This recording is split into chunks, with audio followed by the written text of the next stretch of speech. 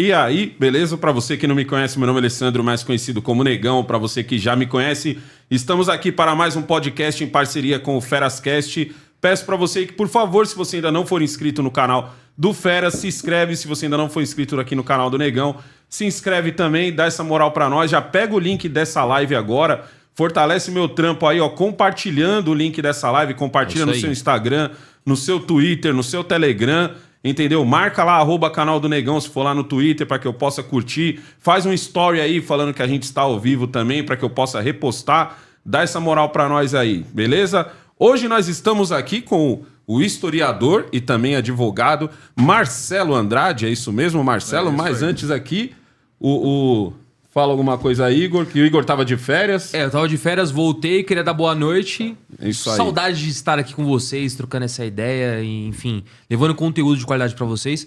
E completando o que o Negão falou, se você veio do canal do Negão, já se inscreve no Ferascast. Se você tá pelo Ferascast, se inscreve no canal do Negão. Vamos fortalecer essa parceria pra gente ir cada vez mais longe. Marcelo beleza? Também tem um canal no YouTube, então, por favor, já segue ele também. O link dele vai estar aqui no primeiro comentário fixado, fechou? Posso começar?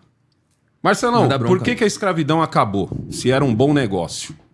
Então, inicialmente agradeço muito o convite. Foi uma honra estar aqui. Já conhecia... Vou te chamar de Negão, já conheci o Negão lá da Jovem Pan. Isso. Inclusive, você deu uma coisa muito curiosa que eu vou passar a usar. Você chama os comunistas de anti-horário. Anti-horário. Né? Muito eu bom, né? Vou usar isso daí. Se você né? me deixar, eu vou usar. Te dou a referência. Com certeza. Mas eu achei muito boa, porque eu sempre critico os marxistas e achei isso daí excelente. O anti-horário é muito bom, né? Ficou muito bom, então eu gostei. Então eu vou usar, mas te dou a referência isso daí. Bom, então vamos... Então, sem fugir ao assunto... Por que a escravidão acabou? Porque assim, eu sempre pensei na escravidão do seguinte. Você tem uma colheita, você tem uma fazenda, você precisa semear, você precisa arar a terra, você tem todo um trabalho. Você tem escravos, você tem uma mão de obra que você compra e é sua, como se você tivesse comprado gado. Por que ela acaba? É uma coisa que eu nunca entendi. E por que demorou tanto no Brasil? Que parece que a gente foi um dos últimos, acertei? Fomos dos últimos, infelizmente. Aí, primeiro que a escravidão era uma coisa que era nunca para ter acontecido, né?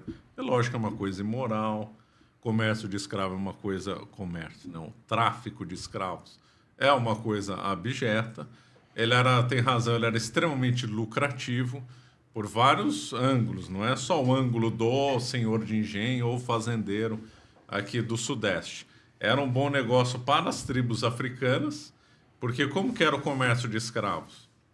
Os portugueses, ou holandês, ou inglês, ou francês, todo mundo fez comércio de escravo. Não foi só português, não foi só espanhol, foi todo mundo. Todo mundo tem culpa no cartório, por assim dizer. Então, eles não iam atrás de africanos livres. Então, a impressão que tem, eu cheguei a ver um livro escolar que era assim, uma representação do homem europeu lá pegando o laçando africano, ali, né? É verdade, laçando no meio do mato.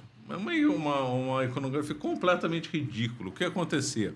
Muitas guerras na África, né? Assim como no Brasil as tribos sempre ficavam se matando e guerreando, e a tribo vencida virava escravo da tribo vencedora. Quando não virava janta também, né? Quando não virava janta, porque na África também tinha canibalismo e tinha sacrifício humano. A África chegou até açougue de carne humana. Caramba. E era muito comum... a tenda, né, a base do líder tribal, né, a oca do líder tribal, usando uma expressão que não é da África, não é do Brasil, que era pavilhada de ossos humanos, para ele demonstrar poder. Às vezes ele pendurava colares com ossos humanos, igual no Brasil, igualzinho. Então, era uma coisa que as tribos africanas tinham honra de ter escravos, porque significava que eles eram vencedores. E antes que eu esqueça, algumas, não muitas, mas algumas, protestaram contra o fim da escravidão. Teve protesto, uma carta de um rei africano protestando contra a Rainha Vitória, por que ela estava querendo combater o tráfico negreiro, e uma carta ao rei de Portugal também, porque ele também estava querendo combater o tráfico negreiro. Então, sobre o ângulo das tribos africanas, havia uma escravidão endêmica lá, né? Então, havia um excesso, quer dizer, havia muito escravo que eles podiam absorver, então eles podiam negociar esses escravos. Alguns ficavam com eles como escravos, outros eram sacrificados. E aí, então, eles eram vendidos para esses traficantes de escravos na Rota do Atlântico. Também tinha a venda da rota do Saara, que era para os muçulmanos. E também tinha a venda também na rota do Índico também. Então não é só para o Atlântico que vinha. Aliás, a rota do Saara é muito mais antiga que a do Atlântico, né? E a do Índico também. Então, aí se negociava com esses traficantes de escravos, que aí, então eles vendiam os escravos para os Estados Unidos, para as 13 colônias, Caribe e para o Brasil. O Brasil que via a maioria desses escravos, mais ou menos 40%. Do tráfico atlântico. A maioria vinha para cá. A maioria veio para o Brasil. Dos 12 milhões estimados de africanos que foram, que fizeram, né, a travessia do Atlântico, né, da África para a América, 4 milhões é o Brasil. Os números variam, né, de um autor para o outro. Por causa do nosso tamanho? Então, porque aí que tá. Existe a lenda que o Brasil era uma colônia pobre. Ora, para suportar uma vinda de africanos para cá, significava que havia muito trabalho. Que havia uma atividade lucrativa aqui, que tinha demanda. Então, isso prova que a colônia do Brasil não era pobre, era rica. Porque era muito caro esse tráfico de escravos. O traficante de escravos cobrava caro, né? Então, se não houvesse então, uma rentabilidade por parte do senhor de engenho, dono de fazenda, lembrando que a maioria dos escravos que vieram para o Brasil não foram para trabalhar em grande propriedade, trabalhar em pequenas propriedades. Então, às vezes, era mais comum no Brasil alguém ter um escravo ou dois do que ter 100, 200. Nos Estados Unidos era o contrário, era mais comum ter muito escravo do que ter pouco. Né? Então, foi muito lucrativa para as tribos africanas, para os traficantes e para aqui quem precisava da mão de obra, porque não tinha que pagar. Tinha um investimento pesado inicial, depende da época da história, né? Porque tinha equivalente em ouro, então dá para saber. Nas épocas que o comércio dava uma refreada, o custo de um escravo era o equivalente a uns 300 mil reais hoje. Já chegou épocas que era mais barato, né? Naquela época a gente plantava o quê? Cana? Então, teve vários ciclos de riqueza no Brasil. O primeiro ciclo de riqueza foi o pau-brasil, que não foi associado à escravidão porque não tinha tanto lucro. O primeiro ciclo de riqueza a necessitar de obra escravo foi a cana-de-açúcar, com os engenhos, principalmente no Nordeste.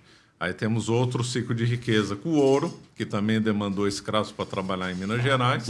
Tem o outro ciclo de riqueza, aí aqui associado principalmente a São Paulo, o ciclo do café, que também demandou muita mão de obra escrava. Né? Então, o Brasil teve vários ciclos econômicos, né?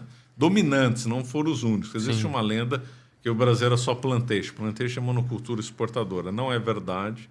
Só para você ter uma ideia, a pauta de exportação da Bahia, no final do século XVIII, era mais de 100 itens. Né? Mais de 100 itens de exportação. Então, era muito plural. E também um mito que a única coisa que interessava ao Brasil na África era escravo. Não é verdade. Teve um forte intercâmbio comercial e cultural entre o Brasil, principalmente a Bahia, e a África. Principalmente Angola. Então, houve muito intercâmbio. Teve brasileiros que foram morar na África. O Brasil chegou a ter uma colônia de brasileiros negros em Benin, por exemplo, na Nigéria. Então, quando a França dominou Benin, Dahomey, não é mesmo? Eles tiveram que fazer uma escola onde falava português, tal quantidade de brasileiros negros lá. E no Ghana, em Ghana também, na Nigéria, chegaram até a fazer uma igreja, acho que foi demolida, no estilo daqui do Brasil, lá, que eles eram católicos, né? E eles tinham até uns nomes. Forte, então. Presença forte. Eles tinham até uns nomes, né? Em Gana, eles eram chamados de ajudás, esses brasileiros. E na Nigéria, eram chamados de tabons. Porque o brasileiro fala, tá bom. Tô brincando. Aí virou tá bom. Então, teve um intercâmbio. Né? Quem começa com a parada, vamos dizer assim? Eu queria voltar realmente na pergunta que você fez. Que é isso. É tipo assim, por que parou? Né? Por que se era tão lucrativo? Né? Houve um movimento no século XIX, principalmente via Inglaterra, de querer acabar com isso. Quer por questões humanísticas, quer também por questões econômicas.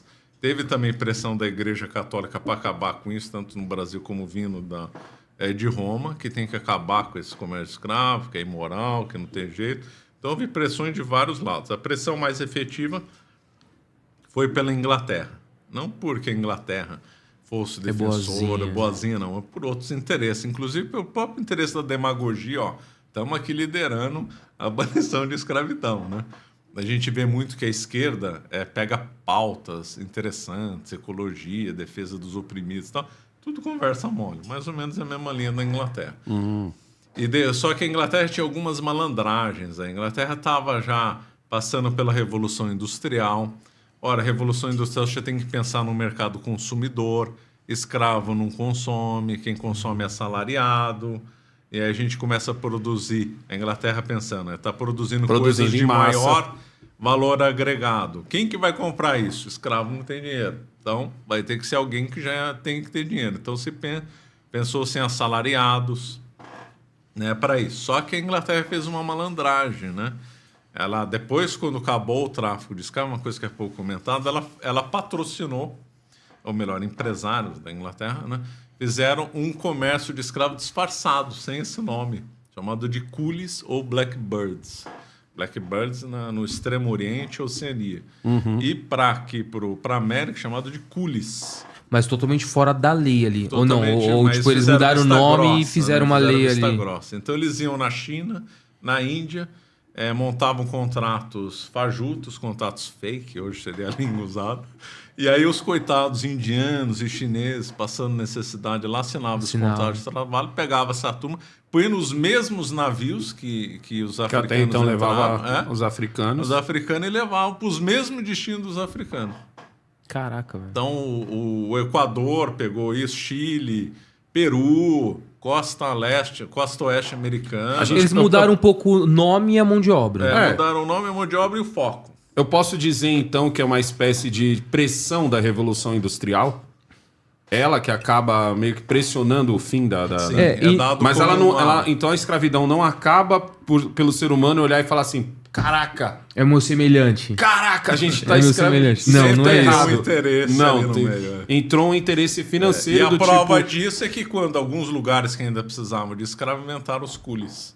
Lembrando que o Brasil pegou muito pouco coolie. O Brasil pegou aí no máximo uns 3 mil coolies, mas o resto do mundo... Por que a gente demora? Porque demorou para chegar à indústria aqui? Então, esse caso é interessante. Por que demorou no Brasil, né? Aliás, o Brasil, quando teve a abolição de escravos, antes que eu esqueça, libertou 700 mil escravos. E nos Estados Unidos, quando houve a libertação dos escravos, foi 4 milhões. Caraca. Por que a diferença tão grande se aqui se a gente recebia mais escravos, né? E lá recebeu menos? Porque aqui no Brasil tinha mais alforria. O Brasil foi o lugar do mundo que teve mais alforria. Estudos sistemáticos feitos por historiadores que foram em cartórios do século XIX, havia então um hábito muito enraizado no senhor, ou o senhor de engenho, dono de propriedade, qualquer um, de quando morresse, no testamento, libertasse os escravos. Então, a quantidade de alforria do Brasil foi a maior do mundo. Então, a gente era bonzinho, né? Era perto dos outros, o Brasil era melhor, sem dúvida. Mesmo com a demora. O Frank Tannenbaum, que é um autor americano, que tem um clássico sobre o tema de escravidão, ele disse que no Brasil é o lugar mais bem tratado dos escravos. Depois, a Espanha, depois a França, depois a Inglaterra, e o pior deles era a Holanda. Caramba. Vários viajantes que vieram no Brasil, principalmente Saint-Hilaire é o sobrenome, né?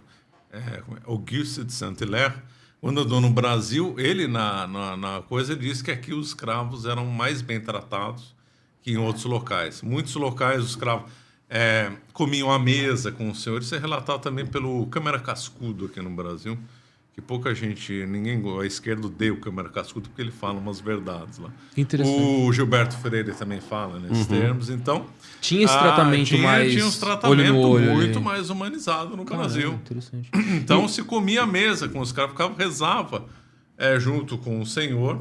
Havia uma legislação protetiva. Em Minas Gerais, tem um instituto jurídico único na história da escravidão, pelo que eu chamo, chamado de coartação, que é o direito que o escravo tinha de trabalhar um dia por semana para comprar a própria liberdade. Que legal. Que aí ele, com aquilo, ele juntava uma grana para poder... Então, o escravo trabalhava de segunda a sexta, sábado ele trabalhava para ele e domingo ele descansava. Interessante. Uma dúvida que eu tenho sobre essa questão da escravidão é em que momento começou a ter cor na escravidão?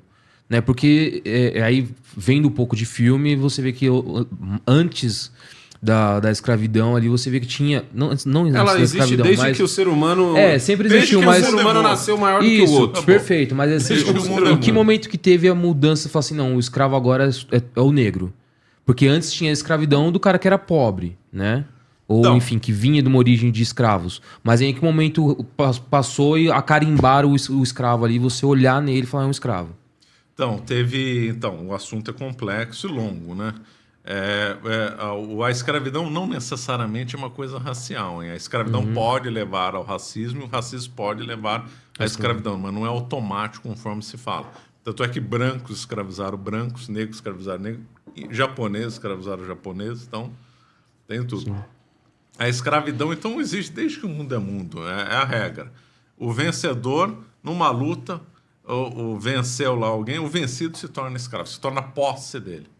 Tanto é que a origem do termo escravidão no latim é curiosa, que ela vem associada a salvar. Porque então o destino dos povos vencidos era morrer, né? Então, por exemplo, Gengis Khan vencia batalhas e matava lá não sei quantos milhões de pessoas. Está na dúvida se o fulano que mais matou gente na história foi o Mao Tse Tung ou o Gengis Khan.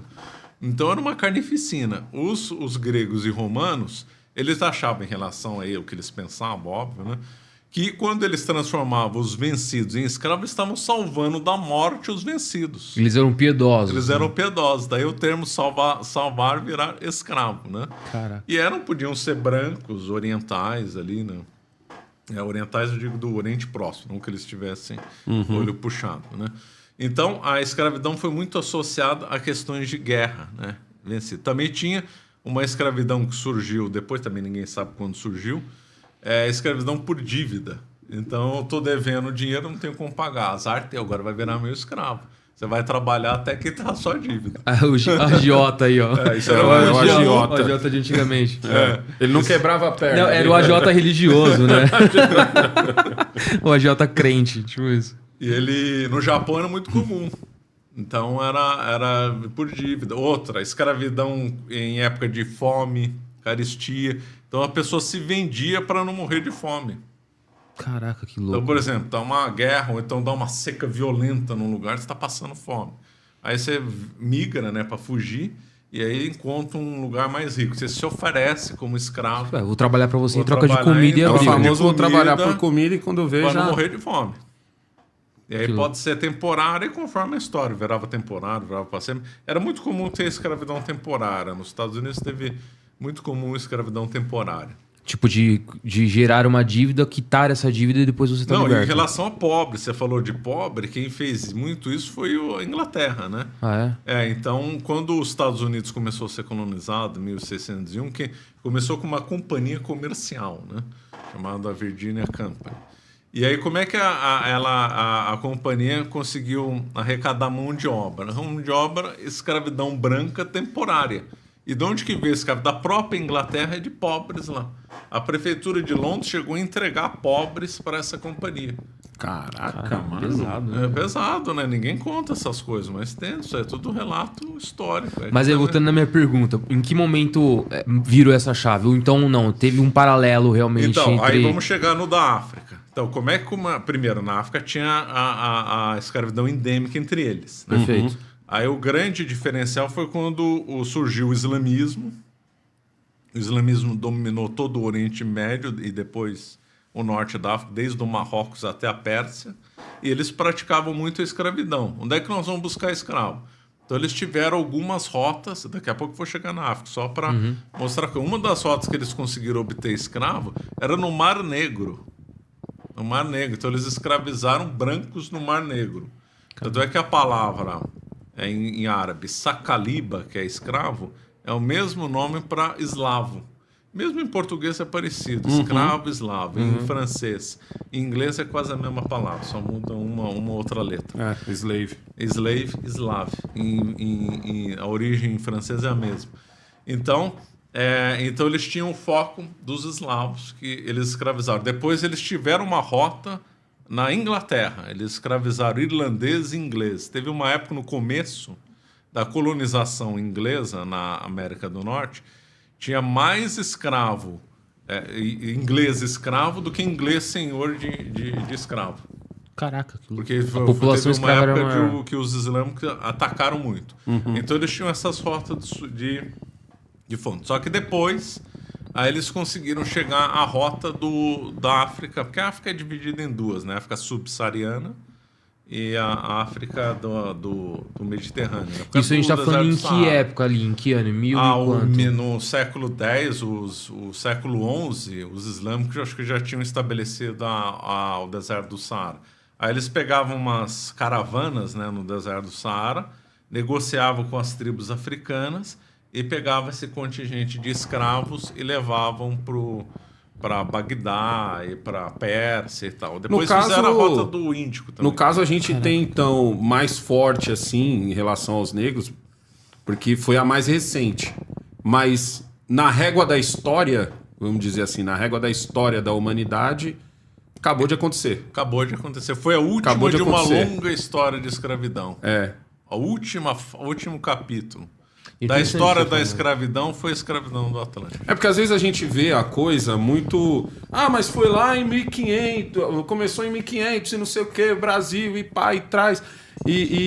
Mas assim, na régua da história da humanidade, 1500 foi ontem. Foi ontem. Aconteceu muito antes, né? Tá ligado? Tinha escravidão na China, na Índia, Isso. tudo quanto é lugar. A gente tem escravidão hoje. Vira e mexe a polícia civil aqui de São Paulo estoura. Na África, na Mauritânia tem até hoje. Aqui em São Paulo você tem vira e mexe a polícia civil estourando algum cativeiro da galera de costura.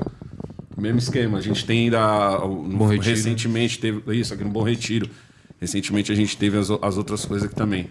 Eu tenho uma teoria, Marcelo, queria que você falasse sobre ela, que eu tenho uma teoria do seguinte. A CLT foi inventada porque os caras queriam voltar com a escravidão. Então eles fizeram uma reunião... Mas é pesado essa aí. Não, a minha teoria é... Os caras, a galera que mandava na época queria voltar com a escravidão. Aí alguém levantou a mão e falou assim... Cara, e se a gente voltasse com a escravidão? Aí um levantou a mão e falou assim, pô, se a gente voltar vai dar ruim, né? A gente já tá indo bem, entendeu? A gente já tem carnaval, o povo feliz e tal. Eu falei, pô, mas por quê? Ele falou, pô, porque tá difícil, a gente precisa arrecadar mais e tal. E, pô, a galera podia trabalhar... Ele falou, ao invés da galera trabalhar de graça, e se eles começassem a pagar a gente? Tipo, ele não vai trabalhar de graça, ele vai pagar pra trabalhar. É isso. Aí uma vez eu falei isso pra um cara, ele falou assim, você sabia que a CLT foi inventada por causa da Carta de Lavoro? É isso mesmo? Explica pra galera aí que tá ouvindo isso. Então, isso aí na realidade se tornou uma lenda que não é verdadeira. Na realidade, o Getúlio não é? Olha isso. Então, na realidade, o Getúlio Vargas... Tem um cara agora gritando, comunista! Comunista! O Getúlio Vargas, quando então... O Getúlio Vargas ficou 15 anos no poder, imagina só, né? Ele deu o golpe de 30, aí tem a primeira fase até... Aí depois estoura a Revolução aqui de São Paulo de 32. Aí ele dá um autogolpe, né, em 1937. Aí ele estabelece a ditadura, o Estado Novo Varguista, que foi que prendia mesmo. Ele chegou a desenvolver o DIP, né, Departamento de Inquérito e Propaganda, que agora o PT quer fazer um parecido, né, inspirado lá no Vargas. Então, se alguém falasse contra o Getúlio, ia pra cadeia. Não tinha essa, não era conversa mole. E aí, então, o Getúlio Vargas, ele era muito simpático às ideias positivistas. Lá no Sul foi muito forte o positivismo. Curiosamente, o positivismo o próprio Augusto Conte, ele era adepto, ele trabalhou, inclusive, com aquelas pessoas do socialismo utópico. A origem remota do idealismo está um certo viés socialista, né? Socialismo utópico. Então, essas ideias chegaram no Rio Grande do Sul, né? O Getúlio Vargas ficou muito simpático às ideias idealistas e tem alguns pontos de contato entre o idealismo e o fascismo, né? Todos esses movimentos totalitários, idealistas, têm vários pontos em contato, né? Querer dominar tudo, o Estado querer dominar tudo, Estado patriarcal. Então, a visão de Estado patriarcal tinha no fascismo, tinha no socialismo, tinha no idealismo do Augusto Conte, no positivismo do Augusto Conte e tal. Então, o Getúlio Vargas ele ficou mais influenciado pelo positivismo do que pelo fascismo. Só como tem pontos que são pontos em contato entre positivismo e fascismo, aí o pessoal, principalmente aqui no Brasil, falou: pronto, Getúlio Vargas era fascista. E acabou. Tinha alguns ministros do Getúlio Vargas. Eu já ouvi falar que ele era simpáticos. parçaço do Hitler, da galera tinha uns lá. que eram. Por exemplo, Filinto Miller era pró-Alemanha, pró-Mussolini, total. Total. Mas eu dizer que todo o governo de Getúlio Vargas, a mente do Getúlio Vargas era fascista 100%, isso não é verdade. Era positivista. Né? Que positivismo e o fascismo têm pontos em comum, inclusive a coisa diretiva do Estado, em cima de todo mundo e tal. Agora vamos na CLT. Não sei quem soltou essa lenda. A Carta del Lavoro tem, agora não sei de cabeça, mas deve ter uns 20 princípios elencados. Princípio meio socialista também. Ora, a CLT tem 800 artigos. Como é que uma coisa de 800 artigos é cópia de uma coisa de 20? Muito menor, né? Não dá, né? Mas a Carta de Lavoro influenciou o Getúlio Vargas. Influenciou, teve ministros do Getúlio Vargas que gostavam desse fascismo, conforme falei, que tinham esse negócio da Carta de Lavoro. Tem a questão da Constituição de 37, que é polaca, inspirada no fascismo, verdade. Mas dizer que a CLT é uma cópia da Carta de Lavoro, conforme eu já vi o pessoal divulgando, não é verdade.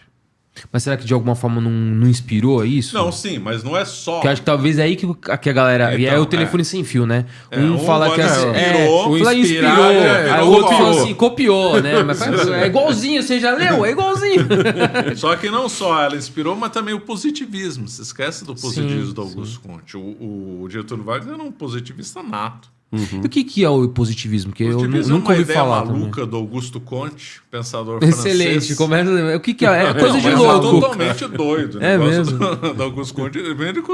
Ele teve ele cresceu em ambiente do socialismo utópico, depois ele brigou com essa corrente e desenvolveu o pensamento dele.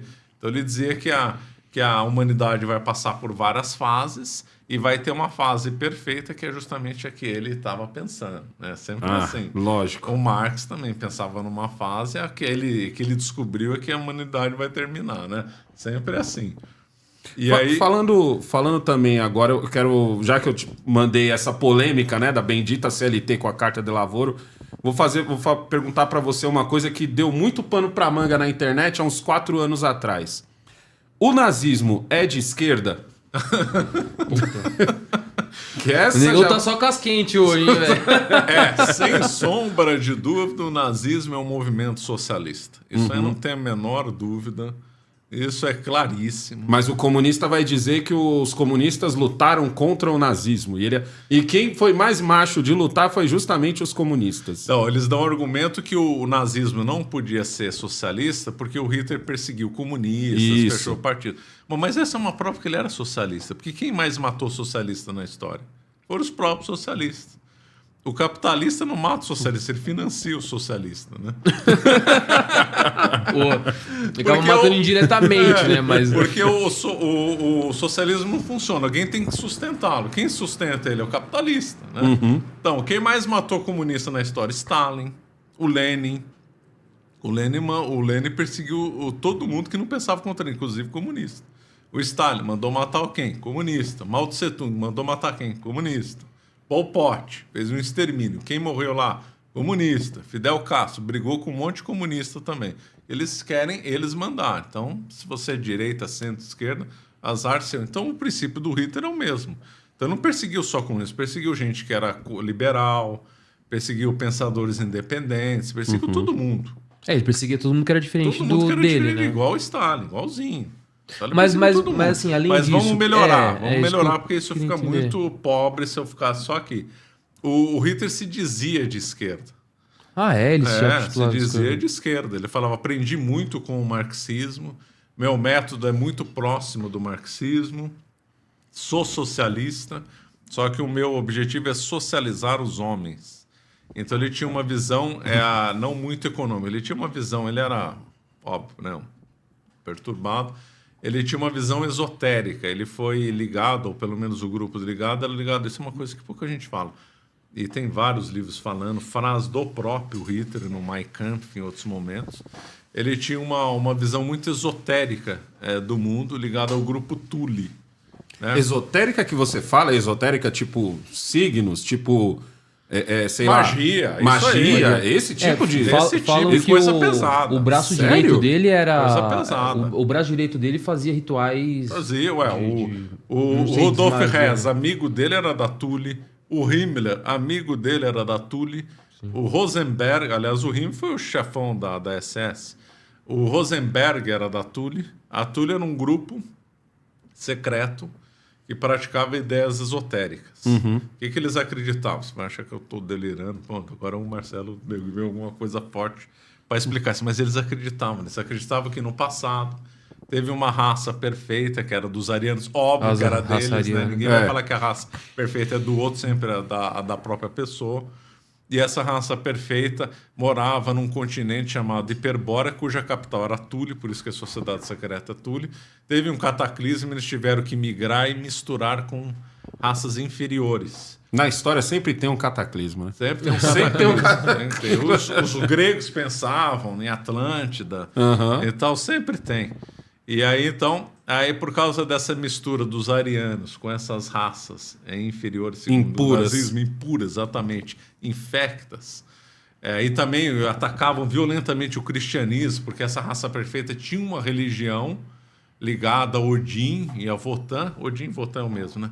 Ligada a Wotan, tanto é que eles eram associados ao wotanismo também. E eles tinham poderes especiais. Esse poder chamava Vril.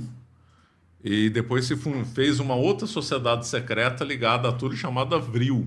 Então, resumindo, esse bando de louco achava que quando eles assumissem o controle do mundo e se transformassem em arianos, todo mundo igual, tribalmente igual, eles iam voltar a controlar. Você acha que eles acreditavam mesmo ou eles só juntaram um dia e falaram assim, gente, pra gente chamar o povo, a gente tem que inventar uma boa história. Porque a religião, a religião ela aglutina, né? Ela consegue agrupar uma boa história, pessoas, os caras lá já pegou o cristianismo, não vai dar pra gente usar ir isso do cristianismo. Se a gente voltar um pouco aqui, a gente tem Thor, tem Odin, entendeu? Tem Hela, então vamos só dar uma apimentada com um povo que a gente tem que resgatar. Ou será que eles botavam fé mesmo? O negócio é tão doido que às vezes não sei.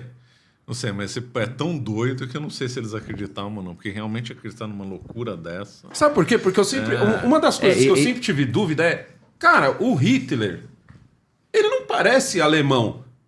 Entendeu? Ele é austríaco, ele é cabelo preto, bigodinho baixinho. Se você for falar assim, uma raça ariana, ele não tinha nada. Não, porque se o cara chega em mim e fala assim, negão, vem na minha aqui, eu sei que você passa de ano. Vou te contar... Tem a história dos africanos, não sei o quê, um povo isso, um povo aquilo. E o cara é baixinho e diferente de mim, eu já vou falar, irmão, você não vai liderar, irmão. Você não vai liderar.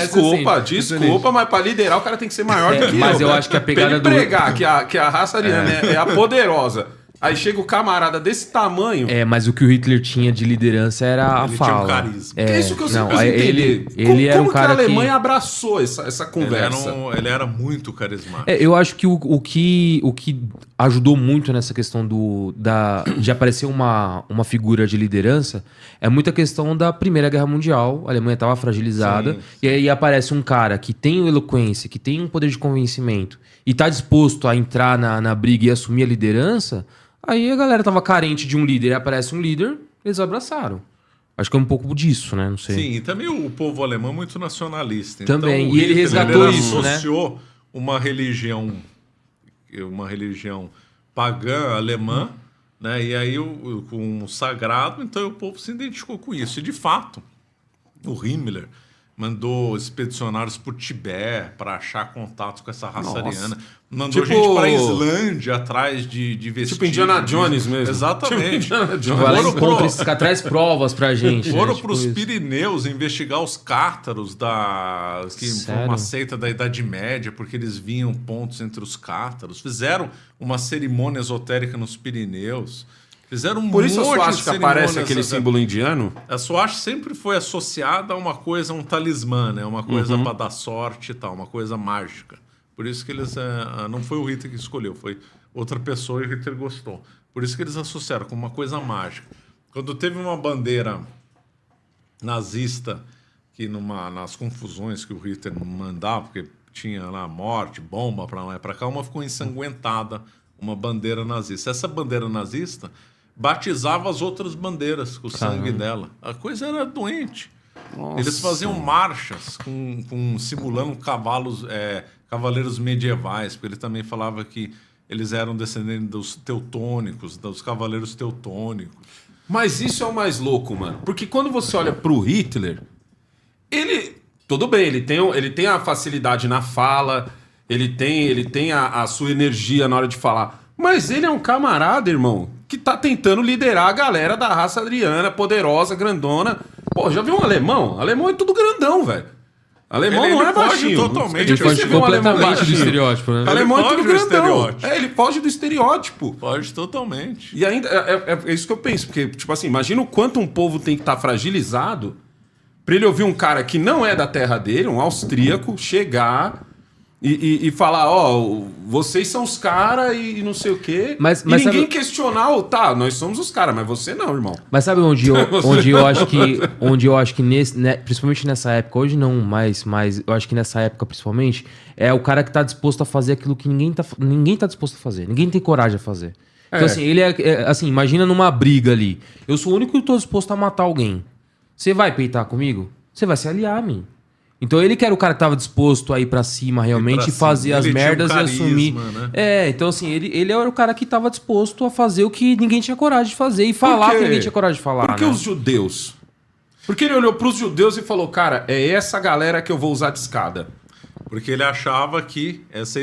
quando ele morava na Áustria, né? Essa loucura, ele aprendeu na Áustria, com o grupo ligado ao Guido von List e o Lebensfels. Eles tinham uma revista chamada Ostara, que defendiam toda essa loucura. Né? E o Hitler conheceu o Lebensfels, o Hitler lia Ostara. Então, quando ele mudou para a Alemanha, ele já tinha essas ideias. E o Lebensfels e o Guido von List eram racistas contra os judeus, principalmente. Eles diziam que tinha que matar os judeus, terminar, porque o atraso da Alemanha é por causa deles e tal.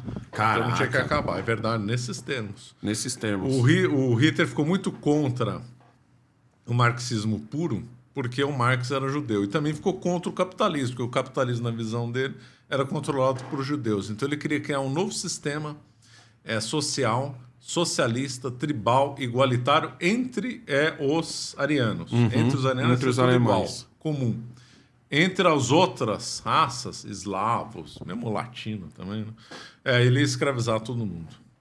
E tem uma outra lenda também então que fala que o mundo vai me servir. O mundo vai servir, exatamente. O mundo vai me servir. Vai servir, é isso aí. Tinha uma lenda também, tem ainda, uma lenda que fala que o Hitler era uma marionete também. Tinha mentes por trás maiores que ele ali. Até aí, onde isso é verdade também. Não, era o grupo Thule, né? O grupo Thule...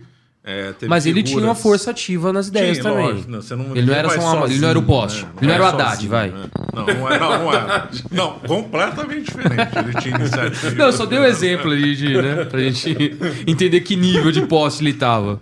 Tinha. E ele também se aliou com outro grupo, fora dessa Thule, que eram socialistas racionalistas, como o Goebbels. O Goebbels era um socialista que adorava o Lenin, por exemplo. Então, quando o Lenin morreu, o Goebbels era socialismo com Hitler. Linha de frente, socialista fanático. Ele era quando socialista. O Lenin morreu, o Goebbels escreveu num jornal. Por isso que todo mundo sabe, porque se ele escreveu, tá publicado. Então não é uma coisa assim, olha só, eu sei, não. Tá no jornal. Olha, morreu a maior figura do mundo, Lenin. Tava lá, ele era só que não era desse grupo esotérico. E o Goebbels era genial na propaganda. O pessoal fica criticando o Goebbels, mas boa parte da propaganda moderna, política, de comercial, da Rede Globo, é adotado no usa a mesma técnica. Goebbels. Tá brincando, sério, vários. Eu sei que aquela expressão... Inimigo único, né? Essa tese de chamar o outro que não concorda com você de fascista é a tese do Goebbels. Colocar todos os problemas num setor da sociedade ou numa linha ideológica técnica do Goebbels, usada na pandemia. Tem um ator da Globo, puta merda, como é? Zé Wilker. Figurão. Tem uma entrevista que ele tá dando, tipo uma coletiva muito famosa, porque ele faz, é muito antiga também, você vê que ele tá novão. Aí ele faz uma crítica justamente a isso, que ele fala que chamou alguns roteiristas e tal, e apresentou alguns planos para melhorar, né, a coisa dentro da televisão e tal, e os planos foram tudo aprovados. Ele falou, não, isso legal, aprovamos. Aí ele falou assim, ó, sabia que o que vocês estão vendo aí, eu tirei do My Führer. Mein Kampf. Mein Kampf. Que é Entendeu? a biografia do Hitler. É, que ele falou, Que é ó, o tudo livro que eu do Hitler. mostrei pra vocês aí, ó, o Goebbels que criou essa parada aí, ó. Tipo, é muito... Depois eu procuro esse negócio, mano, é muito Eu acho que eu já vi interessante, isso aí. Acho que eu já vi isso. interessante. É, ele falando, mano, é antigão. Você vê que Interessante. pela roupa dele ali é 80 e alguma coisa. E ele tá numa coletiva e ele fala, ó, tudo que eu mostrei pra Se vocês aí... vocês virem os Entendeu? pontos de propaganda do Goebbels, você vai falar assim, isso aqui é a televisão, é o jornal, é o mundo de hoje. Tá lá. E tem uns estudiosos de propaganda que confessam. Eu não lembro o nome do autor, mas ele diz a propaganda moderna, não toda, né? Uma fonte da propaganda moderna é Goebbels. Confesso. Caraca, velho. Que bizarro isso. E tem uma outra... Domenach, lembrei o nome dele. Domenach diz isso. Tem uma outra teoria que falam, né? Enfim, que os Estados Unidos roubou muita tecnologia da Alemanha, né? Eu queria saber até que pontos também é verdade ou não. E ainda Depois da segurou uns segunda- cientistas ainda.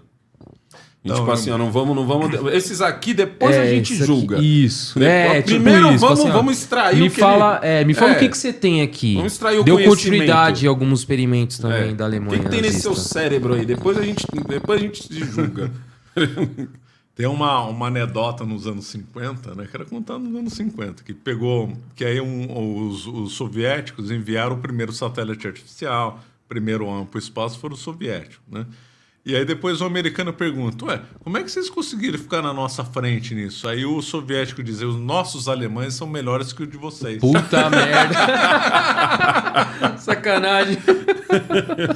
Porque quando acabou a Alemanha... Aí tá lá- vendo? A aí, propaganda então, daqui imitou os nossos japoneses são melhores do que então, copiou dessa É história boa, lá. boa, Essa boa. era boa dos Os japoneses. era. Quando acabou lá, a Alemanha foi derrotada, a Alemanha estava na liderança tecnológica de várias coisas. O primeiro voo suborbital, a primeira fotografia suborbital do mundo foi feita pelos alemães, numa câmera num V2. V2 é que serviu de base para os foguetes americanos.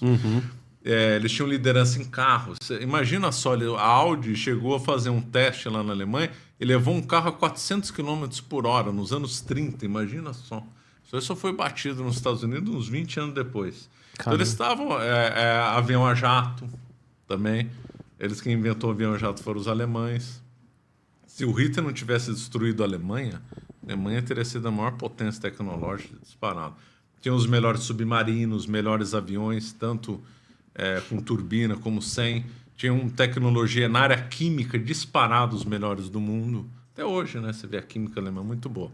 Aí quando a Alemanha foi derrotada, os Estados Unidos e a União Soviética, peraí, nós somos vencedores, nós queremos conhecer essa tecnologia. E aí um pegou um time aqui, outro pegou um time lá e levaram para os seus países. A operação de levar os cérebros alemães para a União Soviética, esqueci o nome, mas a dos cérebros da Alemanha para os Estados Unidos chamou-se Operação Paperclip. Então eles levaram, o nome mais famoso foi o John von Braun, que foi o homem que projetou os foguetes da NASA. Caraca, velho.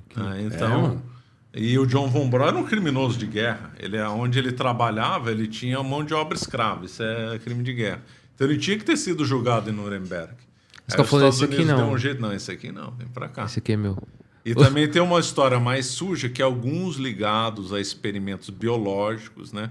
Gente ligada ao Mengele, também os Estados Unidos levou.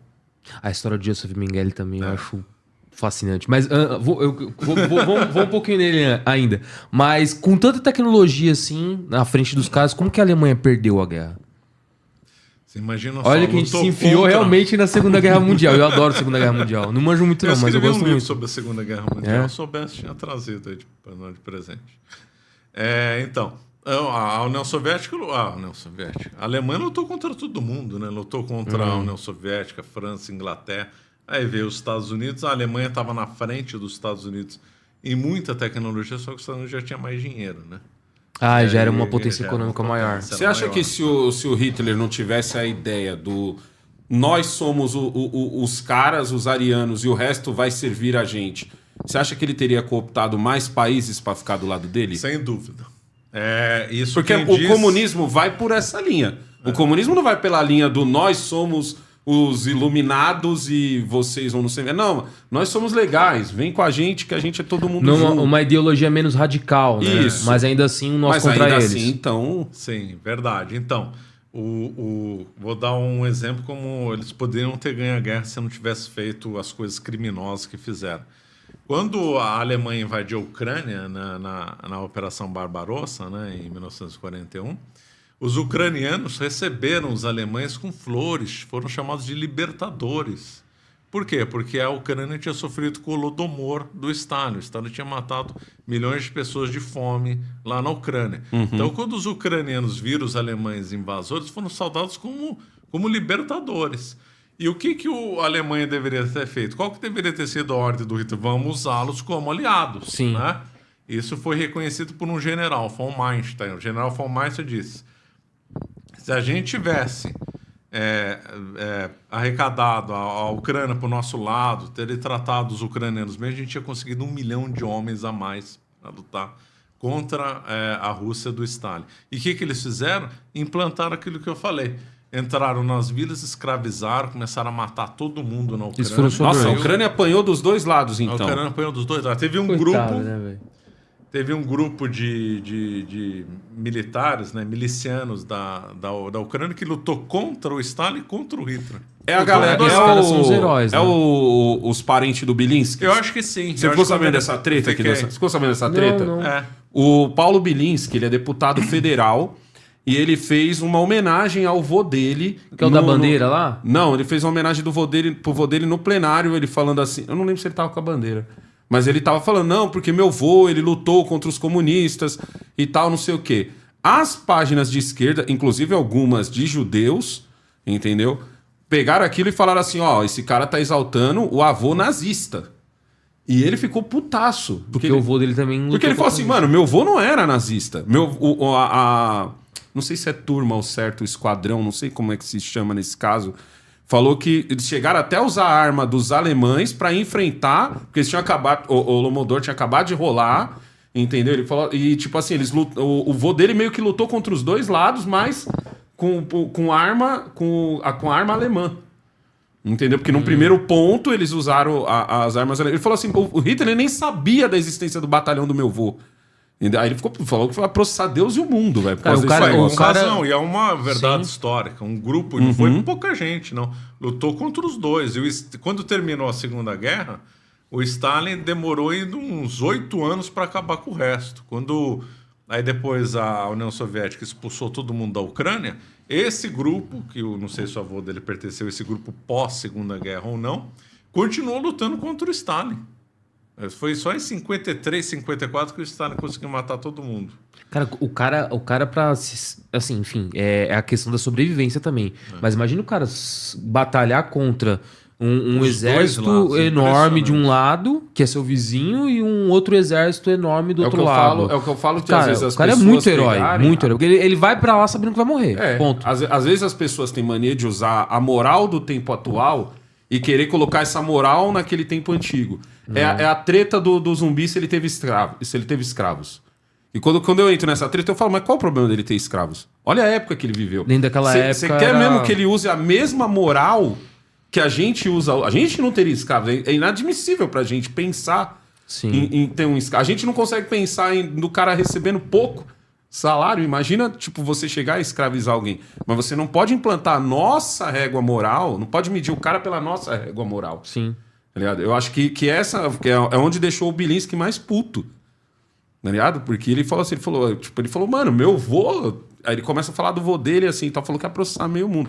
Seria provavelmente esse esquadrão que você tá falando. Foi esse esquadrão que eu tô falando. Entendeu? Aliás, então, o avô dele é um herói. Ele lutou contra os dois lados. Ele tá justo em homenagear o avô. O avô é um herói. Como nasce... Eu sempre quis entender assim, tipo assim... No caso do nazismo, a gente já sabe que vem de uma parte esotérica e mistura já com uma galera mais racista, com uma outra preguiçosa que só quer um motivo pra ter... Quer botar a culpa em alguém, isso a gente tem até hoje, né? Os preguiçosos sempre vão existir. Mas no caso, o comunismo. O que é o comunismo? Eu queria trazer um comunista aqui, mas é difícil trazer essa galera, tá ligado? Então, tipo... Você chegou perto do comunismo, já que você defendeu a carta de lavoro. Então, tipo assim, como nasce esse movimento em si? Porque quando a gente vai ver ali o saldo de mortos, porra, tirando o fato de que eles não, sei lá, chegaram a botar alguém numa câmara de gás, mas eles estão ali pau a pau ali com o Hitler, não estão? Não, mas começar, defendi a carta de lavoro. Não defendeu, mas tipo... Não põe na minha conta, não. Defendeu a CLT. Também não defendi a CLT, eu só tô falando que uma não inspirou não. A CLT cá entre nós, olha, acaba com o Brasil. Acaba com o Brasil, exatamente. Tá louco. Essa conta que você fez sobre o comunismo e o nazismo é meio embaçado, porque eu acho que o nazismo ele foi muito mais intenso, né? Isso. Ele teve menos período, só que ele foi muito mais intenso. O comunismo ele é mais dilatado, ele é mais longo. É mais moldável. Por isso, eu acho que é por isso que ele mata. Né? Acho que é por isso que ele mata mais pensando numa linha temporal maior. Agora, se o nazismo tivesse tanto tempo quanto o comunismo, acho que teria matado mais. Mas aí vou deixar você falar. Não, é muito difícil fazer isso com hipótese, né? Mas o que o marxismo, né, o comunismo, ele é mais versátil, ele consegue se amoldar melhor aos povos. Você vê aqui no Brasil, o comunismo que é desenvolvido aqui é diferente de China, de União Soviética. E o da China ficou diferente da União Soviética. Então, o da Albânia ficou diferente da União Soviética. Da Iugoslávia ficou diferente da União Soviética. Então, ele é mais moldável. Ele consegue se adaptar mais, né? Ele teve vários pensadores que trabalharam em cima do marxismo e do socialismo. No nazismo, não. Eles eram um monobloco fechado, sem variação, é assim, acabou, vamos por tudo ou nada. O Hitler disse na guerra, vamos por tudo ou nada. Ou a gente ganha tudo, ou a gente perde tudo. Então não era assim uma coisa com jogo de cintura, ó, vamos negociar, vamos fazer isso, vamos fazer aquilo. Não. O comunismo, ele é moldável, então por isso que ele sobrevive. Agora não estamos vendo que tem aliança entre o comunismo e a ecologia, o ecossocialismo. Por quê? Porque ele se molda. Os comunistas defendendo oprimidos aqui da sociedade moderna, as pautas identitárias, etc. Isso aí não era uma coisa que era do século XIX, nem a ecologia era do século XIX. Marx nunca defendeu isso. Ele é moldável, ele é adaptável. Então, acho que esse é o grande mal do comunismo, essa facilidade com que você se adapta. Se não se adaptasse, ele tinha acabado.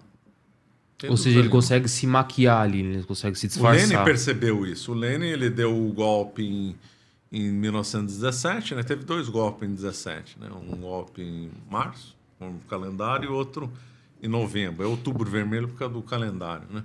Então, houve o golpe em Outubro Vermelho, pelo calendário. Em 1917, ele implementou o comunismo. Aí veio a Guerra Civil, só que ele percebeu que o comunismo fracassou. Ele teve que fazer a NEP, Nova Política Econômica. Isso o marxista não gosta de comentar, né? E chamou o capital e abriu para as pessoas abrirem empresa, tudo, liberou como o hoje comércio. É a Rússia. Como hoje é a Rússia, comércio. Empresários americanos foram investir na União Soviética a partir de 21, 22. Eu tenho uma biografia interessante. Eu tenho um parceiro que mora na Rússia e ele fala para mim, ele fala, negão, aqui eu não vejo esse comunismo que nego pinta no Brasil, não. Não, lá acabou. Né? Entendeu? Acabou. Tipo, tirando o Kremlin e as estátuas, não, ele fala. E o Putin, que não sai nunca, ele falou... Acabou. De então resto, você vê, o Lenin adaptou. Ele falou, se eu quiser sobreviver aqui, isso aqui vou ter que chamar o mercado de novo. E do jeito que está, não funciona. E assim, o Mao Tse Tung teve que adaptar, o Mao Tse Tung teve que liberar mercados. A China era cheia de mercado privado. Ou seja, o comunismo na sua essência ali... o comunismo raiz ali, ele não existe, então. Não existe. Aquele que o Marx preveu é inexequível. Lenin percebeu isso. Mas isso mostra uma maturidade, vamos pôr assim, né? Porque, cara, se eu escrevi algo que realmente não existe, é impossível de acontecer. Vamos adaptar? Pra ver se fica mais é o digesto. Jogo esperto. Era melhor que ele fosse aquele sistema rígido, que a gente já tinha ficado livre dele. O fato dele ter se adaptado é uma coisa ruim para quem é anticomunista. Sim, mas assim, será que talvez em algum ponto a questão de se adaptar, entender onde tem as travas e se adaptando em algum momento não chega no ideal? Não dá, né? Porque os homens são diferentes. A China não conta como ideal? Então, a China não é um exemplo do comunismo que deu certo, porque para os comunistas a China não é comunista. Não é, exatamente. Os anticomunistas a China é comunista. Ou seja, é 0-0, no né? No pouco que eu entendo, para mim a China é o comunismo que deu certo. Então, a China está com um precedente perigosíssimo. Por quê?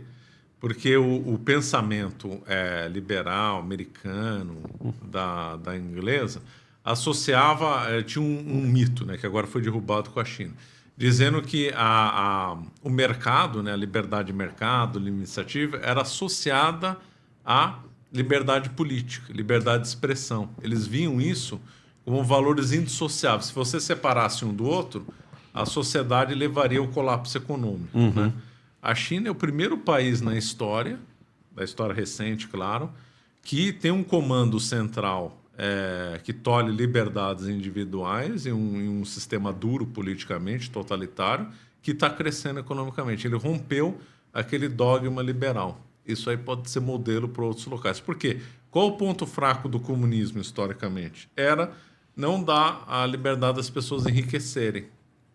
Né? E a China produz bilionário até umas bilionários. A China produz vários bilionários. Ela está com um precedente perigosíssimo. Então, de novo, mais uma adaptação. É uma adaptação perigosa.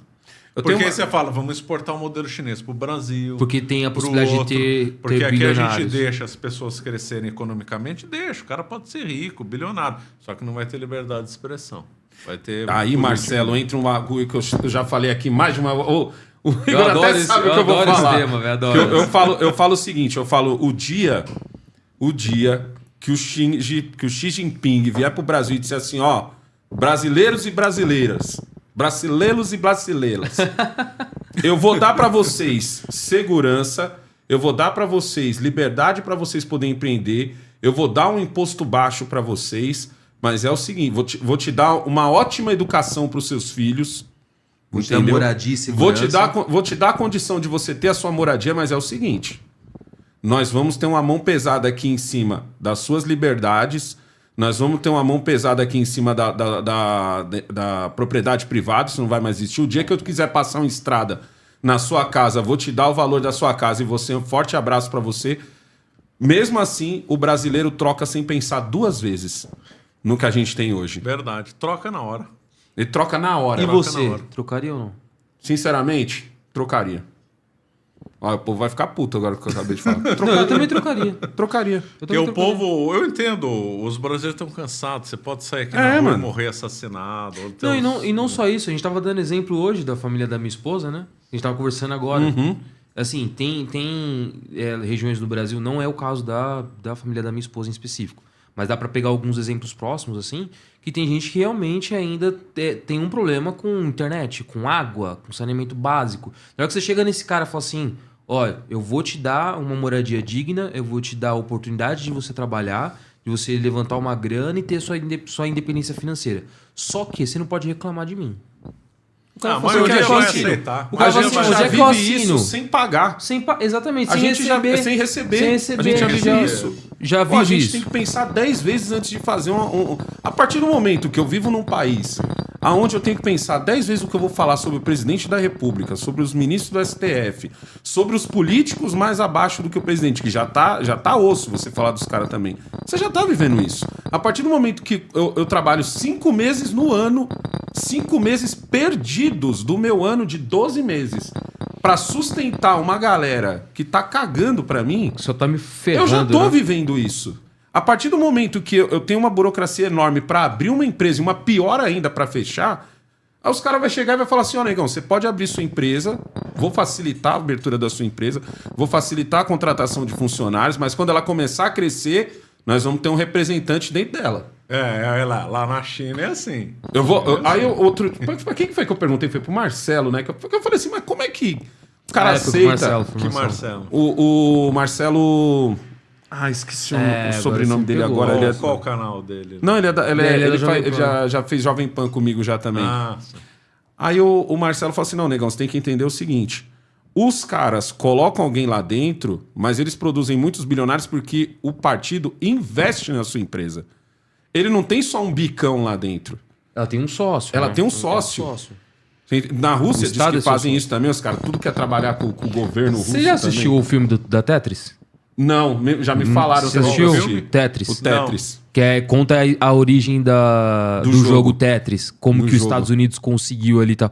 Cara, o negócio sensacional. É recente o filme? É recente. Saiu... Eu tô pra assistir também. Tá no Apple TV? Tá no Apple TV? Não lembro, mano. Acho que é na Apple TV. E Assiste. quem inventou foi um russo. Foi um russo. russo. E aí, assim, eles mostram o empenho da União Soviética ali pra poder realmente fazer um negócio bom pro país.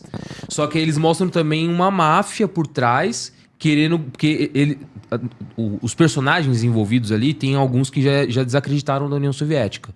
Que é bem no finalzinho ali da União Soviética pra virar a Rússia já, né?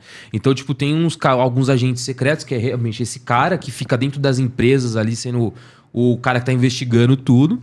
E ele já tá desacreditado já da União Soviética. Então ele quer tirar a vantagem dele. Então ele começa a fazer um acordo com outras marcas, que não é a Nintendo, né? Que a marca principal é a Nintendo, que tá... Ó, eu tô dando spoiler do filme todo, né? Puta merda. Assistam! Vou assistir isso, Assiste. então. É muito bom, é muito bom. Não vou Esse falar jogo mais do filme, não. Tetris, eu era viciado. Eu também. Não, pô, até Quando eu era hoje, né? moleque, Nossa, era um... Não, e tem uma frase do filme, essa eu posso falar porque tá no TikTok, enfim, que o cara pega e fala o seguinte, que eles vão lançar o Game Boy, né? E aí ele fala assim, você quer lançar o Game Boy e vender pra um monte de criança? Você pode lançar com o Mario, porque era a principal franquia da Nintendo, né? E aí ele fala assim, e você quer agora vender isso pra todas as pessoas, de todas as idades? Lança com o Tetris. E é real, o Tetris é atemporal, é pra qualquer Tetris é pra idade. todo mundo. É uma ideia genial. É, o Tetris é pra todo mundo. Porque tem um raciocínio, né? Você tem que Não, muito pensar. louco. É, um quebra-cabeça. Não, e o né? nome é muito Cabeça. doido. O nome, a origem do nome, sabe qual que é? Não sei. O tetra vem de 4. Não, Então sim. são quatro pontas ali. E o finalzinho ali é de tênis. Que o cara que inventou o Tetris gostava muito de tênis, do jogo tênis. E aí ele faz uma junção do nome Tetrix. Olha, interessante. Daí ele vem Tetris. pro Tetris. Bem Bizarro. pensado, Eu contei um bem monte de parte do pensado. filme, velho. Desculpa. Por que você acha Estraguei. que assim, esse comunismo que a gente Tô fala, brincando. esse comunismo que a gente fala que deu certo na China, porque ele não deu certo nos outros lugares, exceto Rússia, vai. A Rússia Não, também mas é bem não é mais comunista. Não, mas digo assim, formalmente. ela é bem controladora, assim. Você ainda não tem a liberdade dos outros países. A Rússia. gente pode falar que é uma ditadura Uma ditadura de camuflada, boa. né? É, uma É ditadura. uma ditadura. É uma né, mas ditadura, teoricamente, não chega a é ser um partido comunismo. único. Não é um partido único. Já por que não deu certo isso em outros países? Então, uma coisa é que lá teve pesado investimento americano, né? Quando morreu o Mao Tse Tung em 76, se não me engano, ele morreu. Aí assumiu o Deng Xiaoping. E o Deng Xiaoping resolveu abrir a China com a mentalidade que está hoje. Uma China, dois sistemas. Aqui só o Partido Comunista vai mandar, mas nós vamos abrir para os capitalistas investirem. E aí foi pesado investimento americano, japonês, depois coreano, depois europeu, que então aproveitaram de uma mão de obra gigantesca na China, com salários baixos, e aí então resolveram enriquecer. Sem os investimentos dos Estados Unidos, Japão, etc., a China não conseguiria. De jeito nenhum. Então, aquilo que você falou no começo o socialista precisa do capitalista. É isso. Se enquadra perfeitamente nisso daí. Enquadra perfeitamente. O que você acha dessa galera que fala que os Estados Unidos são o xerife do mundo? Eu ouço muito pessoal da direita falar isso, que os Estados Unidos... A gente só tá vivendo a época que a gente vive graças aos Estados Unidos e tal, como se eles fossem, tipo, a nossa Liga da Justiça. É uma americofilia, né? Quer dizer, o pessoal que é fascinado pelos Estados Unidos e só vê o lado bom. Uma visão muito romântica, né? Muito romântica. Os Estados Unidos têm... As intervenções que os Estados Unidos fez em vários países foi totalmente nefasta, né? Um desastre completo. Por exemplo, aqui na América Latina. As parcerias com o Brasil sempre foram ruins, né? Sempre foram péssimas. A interferência na América Latina, uma pior que a outra. Em Cuba deu um desastre. Guatemala, El Salvador, Nicarágua, não tem uma boa. Mas em Cuba você fala por causa dos embargos ou tipo assim, a ditadura começou lá com a ajuda americana? Olha que ironia do destino, né? A Califórnia e Cuba foram colonizados pela Espanha.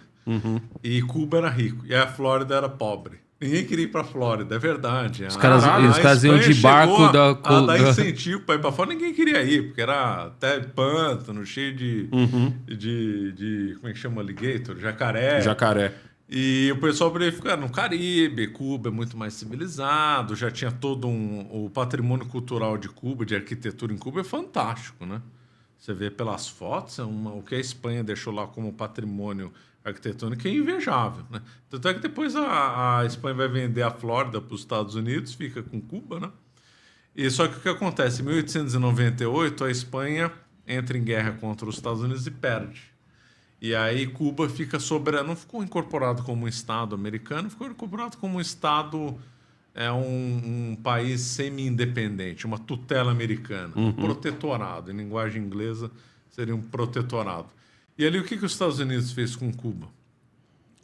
A máfia entrou lá, pôs cassino, levou prostituição, levou um monte de sujeira para lá, financiou ditadores, né? Um ditador atrás do outro lá. Isso aí cansou o povo lá. Cuba tinha índice de analfabetismo baixíssimo. Foi pioneiro em rádio, televisão, ferrovia. Cuba foi entre os primeiros da América.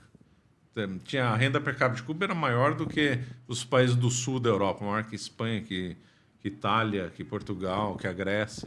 Então lá era próspero. O que os Estados Unidos transformou aquilo ali? Aquilo lá começou a empobrecer relativamente. Os Estados Unidos só quis saber, liberou a máfia para atuar lá, o mesmo Bugsy, que fundou Las Vegas, depois foi para Cuba. Então começou a alimentar ditadores e aí o pessoal se cansou, né? Vamos financiar um governo nosso e lideraram uma campanha do qual o Fidel Castro participou. O Fidel Castro prometeu eleições, né? Então, muito da culpa de Cuba ter se tornado comunista é por causa dos Estados Unidos, claro. Caraca, foi um antídoto contra os Estados Unidos. Claro. Fulgêncio Batista era um ditador horroroso. Ninguém queria viver sob Fulgêncio Batista.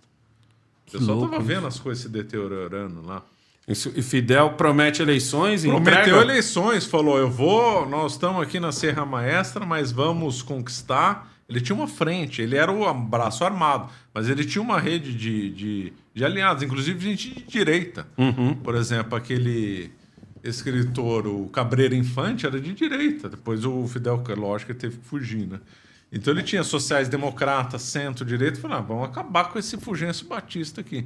E o Fidel Castro chegou a dar a seguinte declaração: quando eu chegar no poder, eu vou convocar eleições, vou abandonar o poder e vou voltar a advogar em Havana. Olha que cara de pau. Estamos esperando até hoje, né? Esperando até hoje. Tem uma pergunta aqui que fizeram aqui que me deixou curioso. Ó. O João Freire está falando aqui. Negão, pergunta a ele sobre a foto da mulher lá da Alemanha de mão apertada com o japonês. Que foto é essa que ele está falando? Será que está sendo irônico? Não sei. Não, porque uma das minhas dúvidas sempre foi por que o Japão estava envolvido na Segunda Guerra? Por que o Japão entra? Que é ponto do Havaí, né? Por que o Japão entra na Segunda Guerra? Como a Segunda Guerra Mundial era uma guerra de países contra países e não todos versus Alemanha. Entendeu? Você teve Índia, que também fez uma ponte ali também com a Alemanha. Não, algumas pessoas da Índia eram simpáticas, mas a Índia era a colônia ainda da Inglaterra, né? Então ela é aliado da Inglaterra. O Japão foi curioso, porque o Japão na Primeira Guerra Mundial se aliou com a Inglaterra e com os Estados Unidos contra a própria Alemanha. Só que o que aconteceu? O Japão começou a ter uma política de expansão lá no Extremo Oriente. Ele era a grande potência do Extremo Oriente. Então ele fazia uma pressão contra a Rússia, ficou inimigo da Rússia, dominou a Coreia, dominou uma parte da China, transformou... o Japão daquele tamanho? Daquele tamanho. O Japão se industrializou. Que doideira, né? É o sangue no olho. É o que eu tô falando. Doideira, o Japão se industrializou muito. Se industrializou muito, né? E falou assim, agora vamos partir para a conquista. Precisamos de matéria-prima. O Japão também tinha uma visão racista, por isso que também teve uma ponte. O japonês, na época, não hoje, claro, na época achava que também chineses eram inferiores, coreanos eram inferiores, indonésios. Nossa, os filmes de Kung Fu falam muito disso. Achava que era superior. Então, o alemão falava, olha, nós somos uma raça superior, queremos escravizar. O japonês falava, nós também temos a mesma visão. E aquela visão estranha de ariano, segundo esses pensadores loucos ligados ao grupo Túlio, diz que teve um ramo no Oriente. Por isso que o Himmler mandou gente para o Tibete e também viram que o Japão podia ser um ramo aliado dos arianos. Então aí houve uma conjugação de fatores. E tem um outro lado, aí sim, muito do lado dos Estados Unidos, seguinte. Os Estados Unidos era aliado do Japão, hein? Eles trocaram... muito japonês morar no Japão, estudar na universidade, aprender tecnologia americana. Americano investiu no Japão. Só que os Estados Unidos e a Grã-Bretanha passaram a ter muito interesse na China também. E aí colidiu interesse econômico de um lado o Japão e de outro lado da China já tinha aquela população gigante que ela tem era hoje? Não, menos, mas era... Não, mas tipo, acho que pra era época, o país já era maior, grande. tinha Pra época, mais ela gente já era? no mundo era na China. Só que uma miséria completa. Uhum. E na China a China tinha sofrido uma partilha, né, informal entre as potências europeias. Então a Inglaterra tinha um pedaço, a França tinha um pedaço, até a própria Alemanha teve um pedaço no começo da Primeira Guerra Mundial, o Japão. Então todo mundo queria pegar, porque a China era uma mina de ouro, porque é recurso humano, barato, mão de obra barata, minério, algumas matérias-primas que eles queriam e tal. Né, seda e outras coisas, não sei os detalhes, né? Mas então teve um momento que os interesses do Japão comerciais brigaram com os interesses dos Estados Unidos e da Grã-Bretanha. E também teve essa ponte. E aonde entra o ataque a Pearl Harbor? Por que ele acontece? Foi a maior idiotice da história das guerras de estratégia. É uma coisa inacreditável. Inacreditável. Se você está na guerra, você não vai chamar um inimigo para te atrapalhar, né? Óbvio. Se eu estou brigando com ele, eu não vou criar encrenca com o negão, né? Bom, você vai criar, não. Não, cria para ficar 2 contra 1. Uma burrice. Foi isso que o Japão fez. Tipo, o Japão... Os Estados Unidos estavam Que de até boa. então ele estava tretando diretamente quieto, com quem? O Japão estava quieto, melhor, os Estados Unidos estava quieto. Tinha um grupo que queria que os Estados Unidos entrassem na guerra. O próprio presidente Roosevelt queria, outros empresários queriam, e também por causa da afinidade entre Estados Unidos e Grã-Bretanha, né? Queriam que entrasse na guerra. Mas a maioria, a população não queria guerra de jeito nenhum. E o Japão estava expandindo para China, depois foi para o Vietnã, depois foi para Singapura, depois foi para a Indonésia, queria entrar nisso. E ele viu os Estados Unidos como uma ameaça a essa expansão dele. E falou assim, então vamos atacar para tirar os Estados Unidos de jogo para a gente poder fazer os ataques tranquilos. Nossa, o ego tava lá em cima, né? Em cima. O ego tava, tipo... É a maior, simplesmente inacreditável o que os japoneses fizeram. Chamaram a maior potência econômica do mundo que estava neutra para a guerra contra eles. Não, é inacreditável. É por causa de Pearl Harbor que acontece Hiroshima e Nagasaki? Ou não? Então, tem a Hiroshima e Nagasaki, tem um componente de vingança, claro. Vocês, agora você me bateu, agora eu vou me vingar, né? Mas teve um pouquinho de laboratório Teve várias coisas. Teve teste, porque eles usaram 2 bombas nucleares diferentes, uma de plutônio e outra de urânio. Teve teste. Vamos ver qual estraga mais. Teve também racismo, também o americano historicamente sempre foi muito racista, então também via os orientais como um povo inferior. Isso é uma coisa clássica dos Estados Unidos, que eles só aboliram nos anos 1900. As últimas leis racistas nos Estados Unidos foram abolidas na década de 60. 1960. Merda, né, mano? Aí é inacreditável. Depois foi falando que o Brasil que é racista. Lá eles tinham leis racistas até 1960. Até a década de 1960. É 64 que tem a divisão dos ônibus lá ainda, então, né? aí tem aquele protesto. Bebedouro. Lá a primeira escola multirracial em alguns estados foi na década de 60. Quando uma criança negra foi matriculado numa escola branca, a maior parte dos professores, só ficou um professor, todos abandonaram, falando, me recuso a dar aula para negro. Sério, foi assim. Só uma professora ficou para dar aula. E é muito doido isso, porque você pega os filmes da Segunda Guerra Mundial que saem hoje, é sempre o americano lutando pela liberdade, né? O Capitão América. Aquela coisa bonita, um exército de Capitães América. Cara, em 45 você não tinha resolvido, você tá querendo brigar por liberdade. Você não resolveu suas próprias tretas. Exatamente, meu amigo. 20 anos depois, praticamente, você ainda tem um ônibus dividido por cor.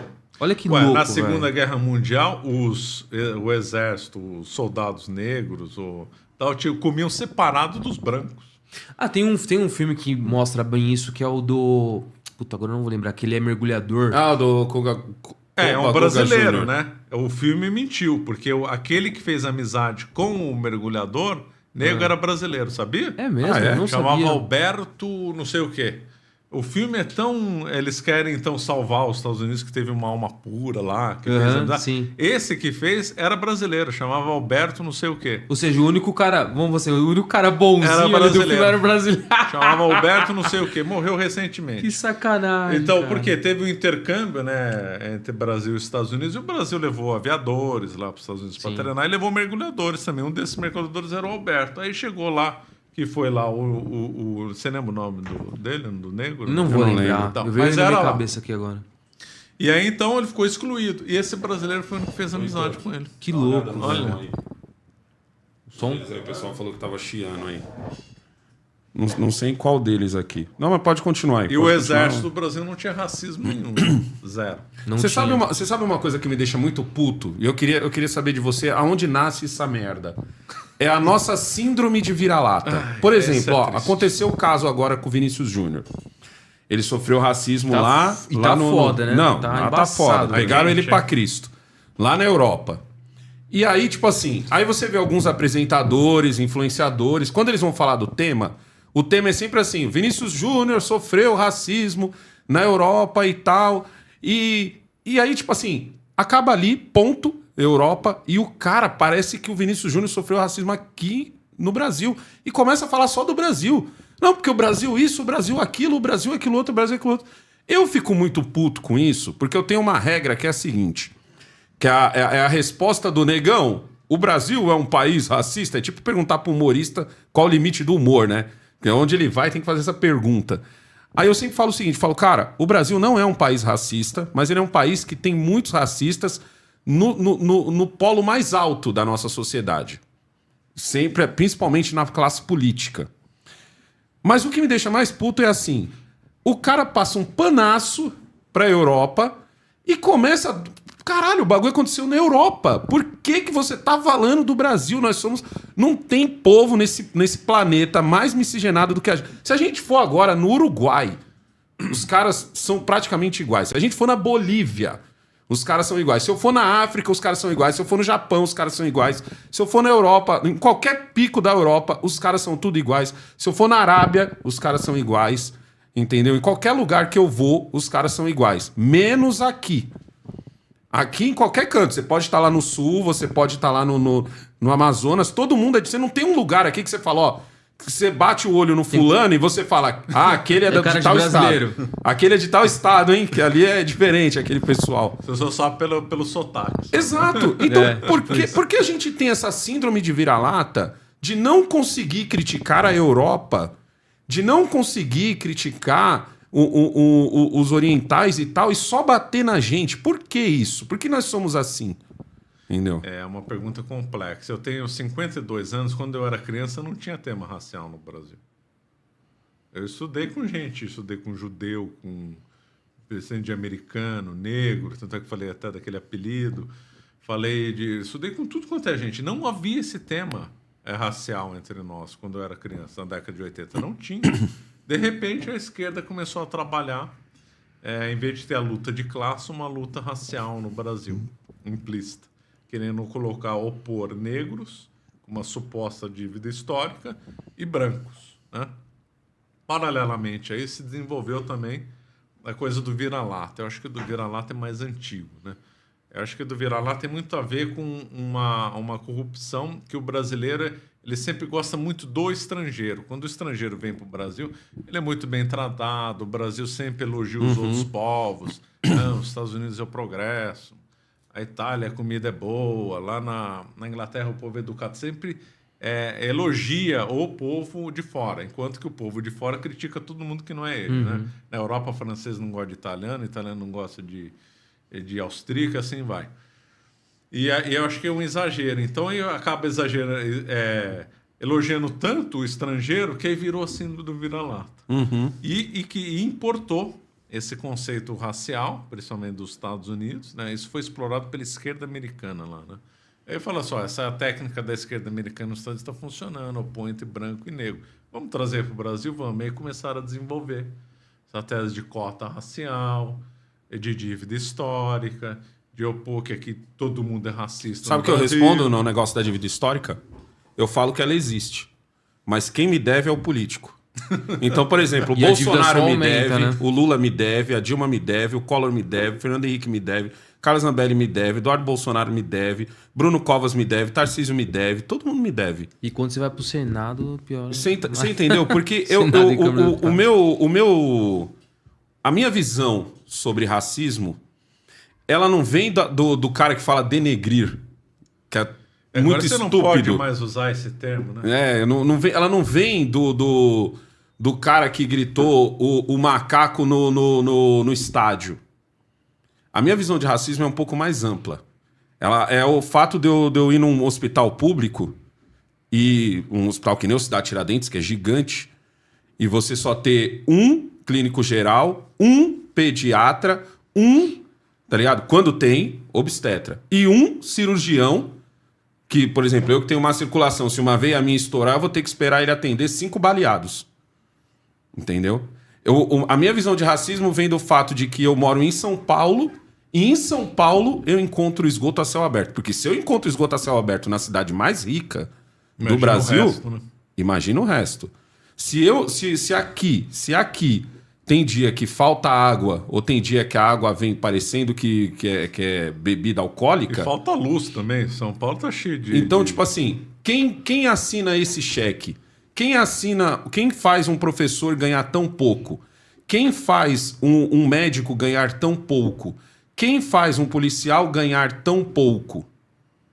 Isso, pra mim, é uma questão racial muito mais importante, tá ligado? Do que o cara Uma que fala... expressão, né? Do que o cara que usa um denegrir, Claro. do que o cara que... Muito mais. Né? Mas, Elegão, Isso, pra mim, é o real problema. Claro. Talvez só eles estejam Entendeu? usando isso para desviar o foco. Agora tem dívida histórica aqui, não pode Isso, usar esse tema e a classe política Porque preservada. cara, E é né? o que vende também. E né? vende Cara, fácil. Mas é que nem, pega, né? né? Você falou, por que a gente passa um pano pros gringos no que diz respeito ao Vini Júnior e a gente sempre traz pra pauta brasileira? Porque quando você vai falar de um espanhol racista, de um gringo racista, não vende, não dá clique. O que dá clique é você realmente ficar punhetando É você um tema bater aqui aqui. interno que fica enchendo o raio do saco. E isso me deixa muito puto, porque o Brasil, ele vive eu falo que o brasileiro, ele vive com a corda no pescoço e ele não se questiona quem pôs a corda e por que tem uma corda no pescoço dele. O que ele quer é o seguinte, é o afrouxamento da corda. Se a corda tá lá, ó, deixando ele sem ar. Se a corda afrouxou, Tá bom. ele comemora. Comemora. Mas ele não se questiona quem colocou a corda, por que tem uma corda no meu... E que é pior. Se a minha corda tá apertada e a tua afrouxou um pouco, que eu tô vendo você respirar, eu não fico puto.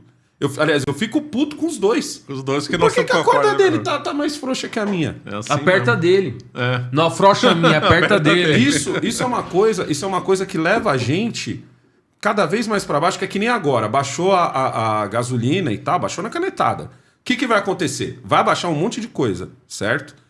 Não existe ninguém se perguntando do porquê isso aconteceu. E mesmo que a pessoa não se pergunte, o que ela deveria fazer?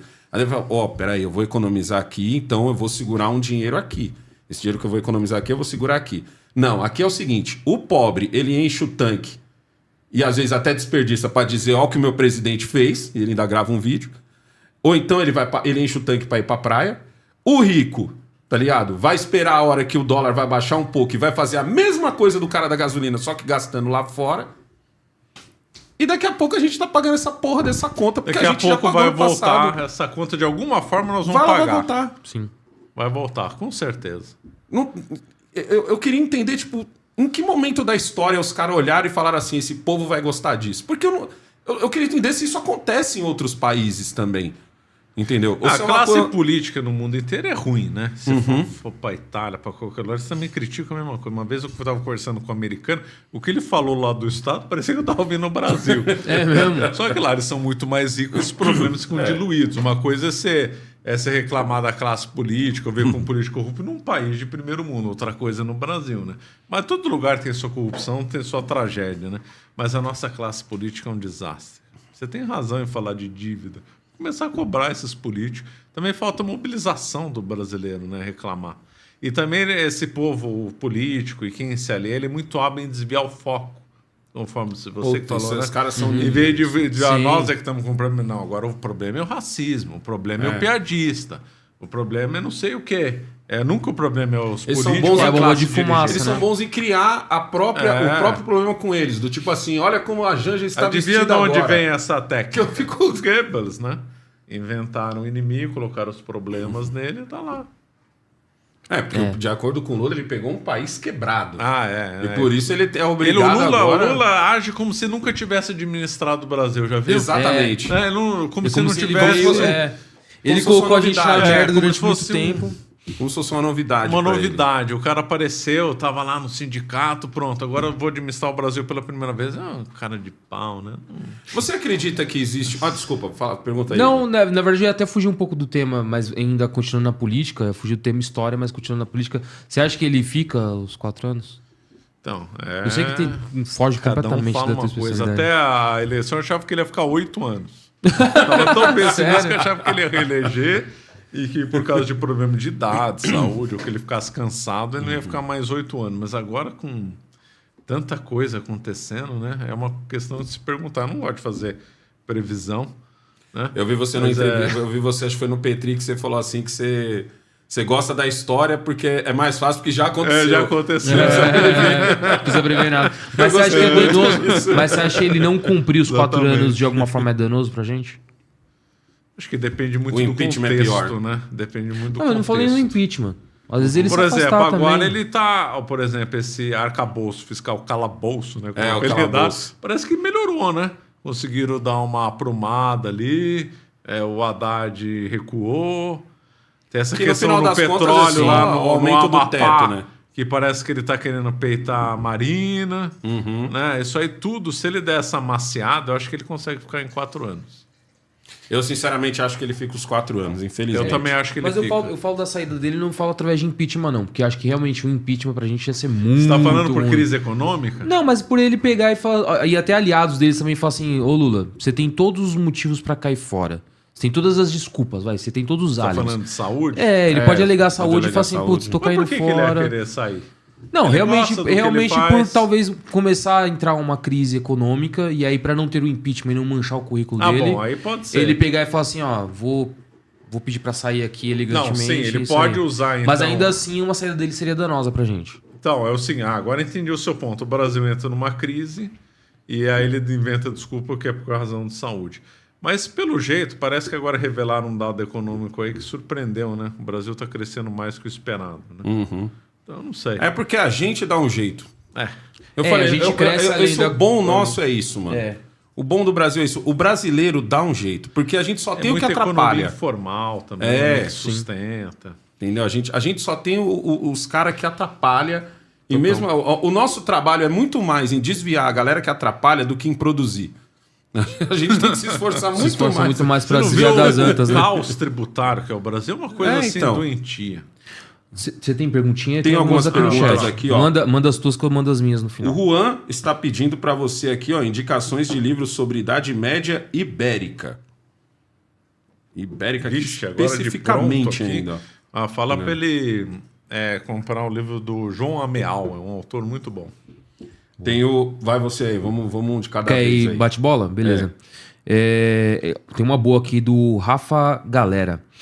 Boa noite. Pode perguntar pro professor sobre mentiras contadas nas universidades? Ixi, é tanta. A melhor pergunta seria assim: conhece alguma verdade Nossa. contada na universidade? Aí é difícil. Aí eu não saberia responder. Verdade faz na um universidade? top 3 aí das não piores dá. mentiras contadas em Olha, universidade. é difícil, Deve é ter tanto. tanta coisa. O nazismo é de direita, é uma grande mentira contada. Colônia de exploração, que o Brasil foi colônia de exploração. Esse conceito não existe, colônia de exploração e povoamento. Outra, que o Brasil era historicamente racista. Então, eu não sei se esse é o top 3. São coisas que nós pensamos e conversamos aqui. Boa, boa. Ó, o Daniel tá falando aqui, pergunta sobre o Titanic e o 11 de setembro. Por que algumas pessoas não acreditam no 11 de setembro? Não, mas Titanic? Tem Titanic. Ele foi do Titanic ao 11 de setembro. Talvez ele tá querendo alegar que teve uma conspiração no Titanic. O Titanic eu não tô a par de conspiração. Eu não acredito em conspiração no Titanic, não. Acho que foi burrada. Quais são as conspirações que você acredita? Boa. Bom, Você já falou que a do Trudeau, seu filho do Fidel, você não acredita. Não acredito nem um pouco. Ué, veja, a conspiração é uma coisa natural entre os homens. Vamos supor que a gente queira assaltar um banco. Você vai publicar no jornal, olha, tô montando uma equipe para assaltar um banco. Não vai. Você vai fazer o quê? Precisa ser de arrombador de cofre. Você vai trabalhar no amarelinho, sorrateiramente, classificados ali. secretamente. Essa é conspiração. Conspirar significa respirar junto, né? Alguma coisa secreta. Então, tudo que você for fazer errado, você tem que fazer de modo secreto. Claro, não vai dar errado. Você pode fazer coisa errada visando roubo, coisa econômica, ou coisa na linha ideológica, na linha de pensamento, derrubar o Estado. Vamos derrubar aqui um governo, qualquer um. Você vai ter que fazer isso secretamente, senão o governo vai lá e te prende. Publicamente. Então, lógico, ao longo da história teve vários, como a independência do Brasil começou como uma conspiração e assim vai. Para tudo quanto é lá tem conspiração. Quais são as teorias que você ouve assim, que você fala, pô, essa daqui dá pra... Vamos pelo menos prestar atenção nela. Uma que tal, eu não Terra sou... plana. Eu não sou, não, essa é de jeito nenhum. Essa não. Essa é demais, Essa né? é demais. Essa é demais. Essa não dá. Essa aí não dá pra engolir mesmo. Que o homem não pisou na lua. Vocês já né? trouxeram algum terraplanista? Não, eu eu queria sou doido pra trazer um. Traga um aí, eu acho que ia ser um bom. A gente não sabe do que eles se alimentam, onde eles se escondem. Eu sou doido pra trazer um, mano. Olha, eu não sou engenheiro, mas a do 11 de setembro me parece uma coisa que daria pra conversar. Não estou dizendo que o avião não bateu, foi um holograma, não é isso. Mas que talvez teria combinado com algum explosivo, pode ser. Mas eu não sou engenheiro, talvez seria interessante. Mas o atentado foi realmente algo... Foi realmente um atentado. Foi, claro. O avião mas bateu lá. a implosão da torre realmente foi é algo... por causa daquela torre 9, né? A torre 7, aquela que caiu sem nenhum... Como explicar a queda da torre? É a torre 9 ou 7? Aquela que caiu sem também não sei. Não, mas o segundo avião bate na outra torre, tem uma né? que cai como se fosse implodida. Então, ela cai é retinho, aquela torre menorzinha, tem as duas grandes, o avião bateu. Mas tem uma menorzinha que tem a filmagem dela. Nenhum avião bateu nela. Ficou com um foco de incêndio, mas nada assim de grande porte. De repente ela cai do nada. É meio estranho aquela lá, né? Eu não sei também o processo para você implodir um prédio, isso é tão prático assim também, né? Tipo, qual que foi o intervalo dos choques dos aviões ao foco de incêndio nessa torre menor, para os caras irem lá, montar os explosivos e implodir ela? Então, Puta isso merda, né? Isso vai ter que ser alguém, um engenheiro. Mais uma dica, tragam aqui no canal um engenheiro civil. Não, eu sou engenheiro civil. Mas você pode falar. Mas qual tem que é a várias sua opinião? mas tem várias especializações. Eu sou especialista em orçamento. O que eu posso dizer é que é caro. É caro. É porque eu sou especialista em orçamentos. Então... Você acha que seria possível muito caro os explosivos? Então, é por isso que eu tô falando. Eu não domino a área de implosões de prédios, né? Então, eu não sei quão prático é você realmente fazer... Eu imagino que vai explosivo pra caramba em pontos estratégicos pra você implodir um prédio.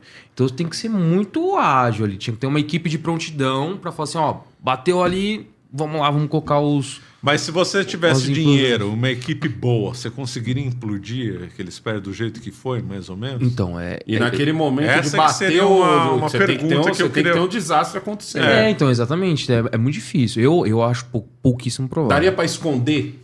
Também tem essa. Porque muito difícil eu não sei esconder. como é o explosivo. Ele é um... Que no filme, o explosivo desse tamanho, ele arromba não é. paredão, não é. tá ligado? Ele era uma caixinha você... aqui, ó, que o cara coloca na parede. Claro que, assim, tem aquela também. Aqui, pra você derrubar um prédio, você tem conhecimento das plantas de carga dele. Você sabe onde tem as maiores concentrações de carga. Você fala assim, eu vou implodir esses pontos aqui e com isso ele vai cair. Mas, cara, o que você vê de vídeo de implosão de prédio que dá errado... Do prédio implodir, ele cai de lado, certo, assim. né? Então, assim, aquele ali foi perfeito, deu certo. Eu acho pouco provável. E é assim, qual que era o interesse também de implodir um prédio, né? Naquela situação? Qual que era o E interesse aquele pra isso? 7 lá que caiu sem o avião bater? Eu não consigo opinar, assim. É muito pra mim, assim. O que terremoto de 2 prédios batendo não derrubaria ele, não? Não, derrubaria. O tempo que dá um abalo, ali, né? um abalo tremendo. São né? 2 prédios gigantescos. Aí tem um avião que, mete a porrada, só isso já... E assim, Tá aí eu acho que vamos na essência de toda a teoria, né? De toda a teoria da conspiração. Qual que era o interesse? Então, Eu acho que o mais importante é isso. O mais louco. Qual que é o interesse nisso? Porque você fala, não, os caras fizeram isso pra poder ganhar uma grana do seguro. Por causa disso, os caras invadiram... Cara, você poderia condenar o prédio de alguma outra forma e arrancar uma grana do seguro, O que eu já ouvi falar que foi por causa disso que invadiram o Iraque. Não foi? Mas aí tem um outro argumento. Não Mas precisava por causa do destruir último duas prédio? torres. Bastava um outro atentado num lugar Não, menorzinho. Iraque não, desculpa, Afeganistão. Afeganistão. É, por causa do Bin Laden, né? Não, mas aí você fala do sequestro do avião. Mas aí você fala que foi o pretexto pro sequestro do avião e bater na torre. Não. Tipo assim, o que eu já ouvi O que ele falar... tá falando é tipo a teoria de eles precisavam de um pretexto pra poder... Então, mas aí é do argumento. Mas aumentar precisava tudo isso pra levar os Estados Unidos pra guerra? Não bastava só um atentado? Muito menos. E aumentar o orçamento de guerra. Uma bomba no aeroporto você já resolveria. Né? Sabe o que eu acho? No final das contas, mano, foi só o Bin Laden que bolou tudo e ninguém bota uma fé no cara. Também acho. Foi só o cara que tá de dentro de uma caverna e falou assim, mano, na boa, a gente não tem grana pra mandar uma caverna? bomba. Você acha que ele tava dentro de uma caverna? Que isso? O Bin Laden é família rica. Ele era família rica, ele é família exatamente. de gente ligada a petróleo. No final das Ele contas, viajou foi para os só- Estados Unidos, ele conhecia os Estados Unidos. Sim, total. Eu entendo o seguinte, a teoria que ele era um radical de uma família rica, pra mim faz mais sentido. Que não é uma teoria, né? Que é o que realmente é divulgado, né? Que tinha realmente a família... Bush tinha envolvimento com a família dele. Isso é... É uma família certo. rica e ele era o cara, o desgarrado ali, louco, radical, religioso radical, que realmente se voltou contra o capitalismo, o malvadão dos Estados Unidos. Eu acredito mais nisso. E aí tem uma coisa curiosa na Arábia Saudita, que a Arábia Saudita, ao mesmo tempo, ela é aliada dos Estados Unidos, só que ela, não sei se ainda deve ter, ainda financia várias escolas radicais no Paquistão, no Afeganistão, chamada de madras ou madraças, eu não lembro mais o nome. Até pra gente ir para a próxima pergunta, tem um documentário muito interessante que eu não lembro se é isso, é Fahrenheit 911. Tem no YouTube. Tem um do 11 de setembro muito bom chamado New Pearl Harbor. New Pearl Harbor. Nova Pearl Harbor. São 4 horas de documentário Tá no comentando YouTube. sobre... Tá no YouTube, de graça. Né? E essa história de que a gente... Porque o que eu vejo hoje, eu já até falei pros moleques do Ouço Seu Pai, que é o seguinte, falou, o mundo está mudando. E a gente tá tendo oportunidade de ver isso ali. Mano, na minha opinião, a gente tá vivendo um momento da história. A gente viveu há 2 anos atrás, com a Terceira Guerra Mundial, que eu chamo de pandemia, tem gente que chama de pandemia, eu chamo de Terceira Guerra Mundial. Entendeu? A China saiu vencedora. Mas, tipo assim, eu vejo que hoje a gente tá tendo a oportunidade de ver o mundo mudando. Então a gente tá mudando. O mundo tá... É como se o mundo estivesse virando o eixo, assim, ó. Então a gente tá vendo essas linguagens agora nascendo, a gente tá vendo certos padrões caindo. E no final das contas, esperto é só quem tá ligeiro, mano, e fala o que o povo quer ouvir. Que eu falo isso muito pros moleques. Eu falo, mano, fica esperto em ver o que a maioria da galera gosta de ouvir e embarca nessa, velho. Tá ligado? Porque é assim que você sobrevive. É assim que você sobrevive nesse tipo de planeta. Entendeu? Você vê também desse jeito, onde estão parecendo que parece uma coisa quase que mundial. Primeiro fizeram um ensaio com a pandemia e tal. Vamos ver se a gente mandar o povo pra cá, eles vão. Vamos ver se a gente mandar o povo pra cá, eles vão. Experimento social, né? Isso, um experimento social. E agora parece que isso tá a todo vapor. Cada hora nascendo uma coisa diferente, a gente vendo o que está acontecendo nos Estados Unidos agora, o que está acontecendo na Europa. É como se, sei lá, o planeta estivesse virando de cabeça para como se tivesse alguém mexendo assim. Sim, então isso já é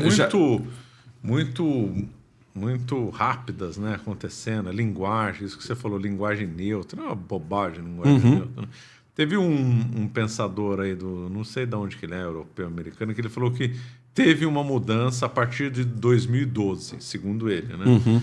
E que aí começou uma ação orquestrada para tentando linguagem, hipersensibilidade a questões raciais, ligada à doença e tal. Os homens ficando frescos.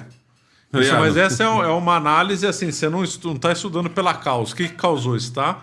É um estudo do que está acontecendo. É uma análise, né? Uma análise, está acontecendo isso e isso. Por que foi causado? Ninguém sabe. Mas que está acontecendo, tá. Que nem, por exemplo, apesar de o veganismo está crescendo. Apesar de eu chamar a pandemia de Terceira Guerra Mundial, eu não sou daqueles que falam assim, a China criou isso, para isso. Eu não vou por essa linha. Eu vou para a linha do seguinte. Uma coisa aconteceu e um grupo... Aí foi uma guerra de propaganda, Entendeu? Um grupo, porque, cara, a gente teve queda de líderes que a gente nunca dizia que iam cair. E a gente teve a subida de líderes que a gente não dizia que ia subir. Então foi isso. O Biden é o melhor exemplo disso. Sim. O Biden tá loucaço, irmão. Aquela imagem dele ali do lado do Lula, perdidaço, sem saber, tipo... Não tem condição boca nenhuma, aberta. Ele é o boca aberta, mano. Ele não tem condição nenhuma de ser presidente. Como é que ele é presidente? Então, essas perguntas que a gente fala, cara, como que o Biden é presidente? Como que o Trudeau é presidente? Mostra que não é só a gente que não sabe votar. E que existe É um consolo para nós. Exato, né? e que existe um movimento. Não, que existe Se um fosse movimento, uma coisa, existe. Tá acontecendo só nos Estados Unidos, tá acontecendo só no Brasil, tá acontecendo só um país ou outro, a gente falaria, mano, é só coisa do brasileiro, coisa do americano. Mas quando você olha o cenário total, é todo mundo embarcando no mesmo rolê que você fala, caralho, mano. É lógico que deve ser Geral uma coisa orquestrada. Que está envolvendo linguagem, está envolvendo manipulação, está envolvendo fomento controle de mídia. guerra, controle de mídia, hipersensibilidade a determinadas questões, censura. Né? Nos Estados Unidos também tem movimento, é que lá é difícil, né? Mas nos Estados Unidos também tem a ditadura do politicamente correto, na Europa também. Né? Então, é uma coisa orquestrada mundialmente, sem dúvida nenhuma. Agora, por que foi causado? Por que começou em 2012? Não sabemos. Ó, tem uma pergunta do... Eu não vou saber pronunciar essa aqui. É M. Vascais. MV Skies. Manda aí como é que pronuncia. Ele falou assim, acho que minha primeira pergunta não foi. Perguntei o quanto os nazistas chegaram a acumular de tecnologia, pois vimos em documentários que tinha muita coisa nos documentos. O quanto é verdade isso? Isso já foi respondido, né? Acho que ao longo daí, ele, na sequência, ele perguntou assim, e se é verdade que os nazistas fugiram para lá do culto da Lua?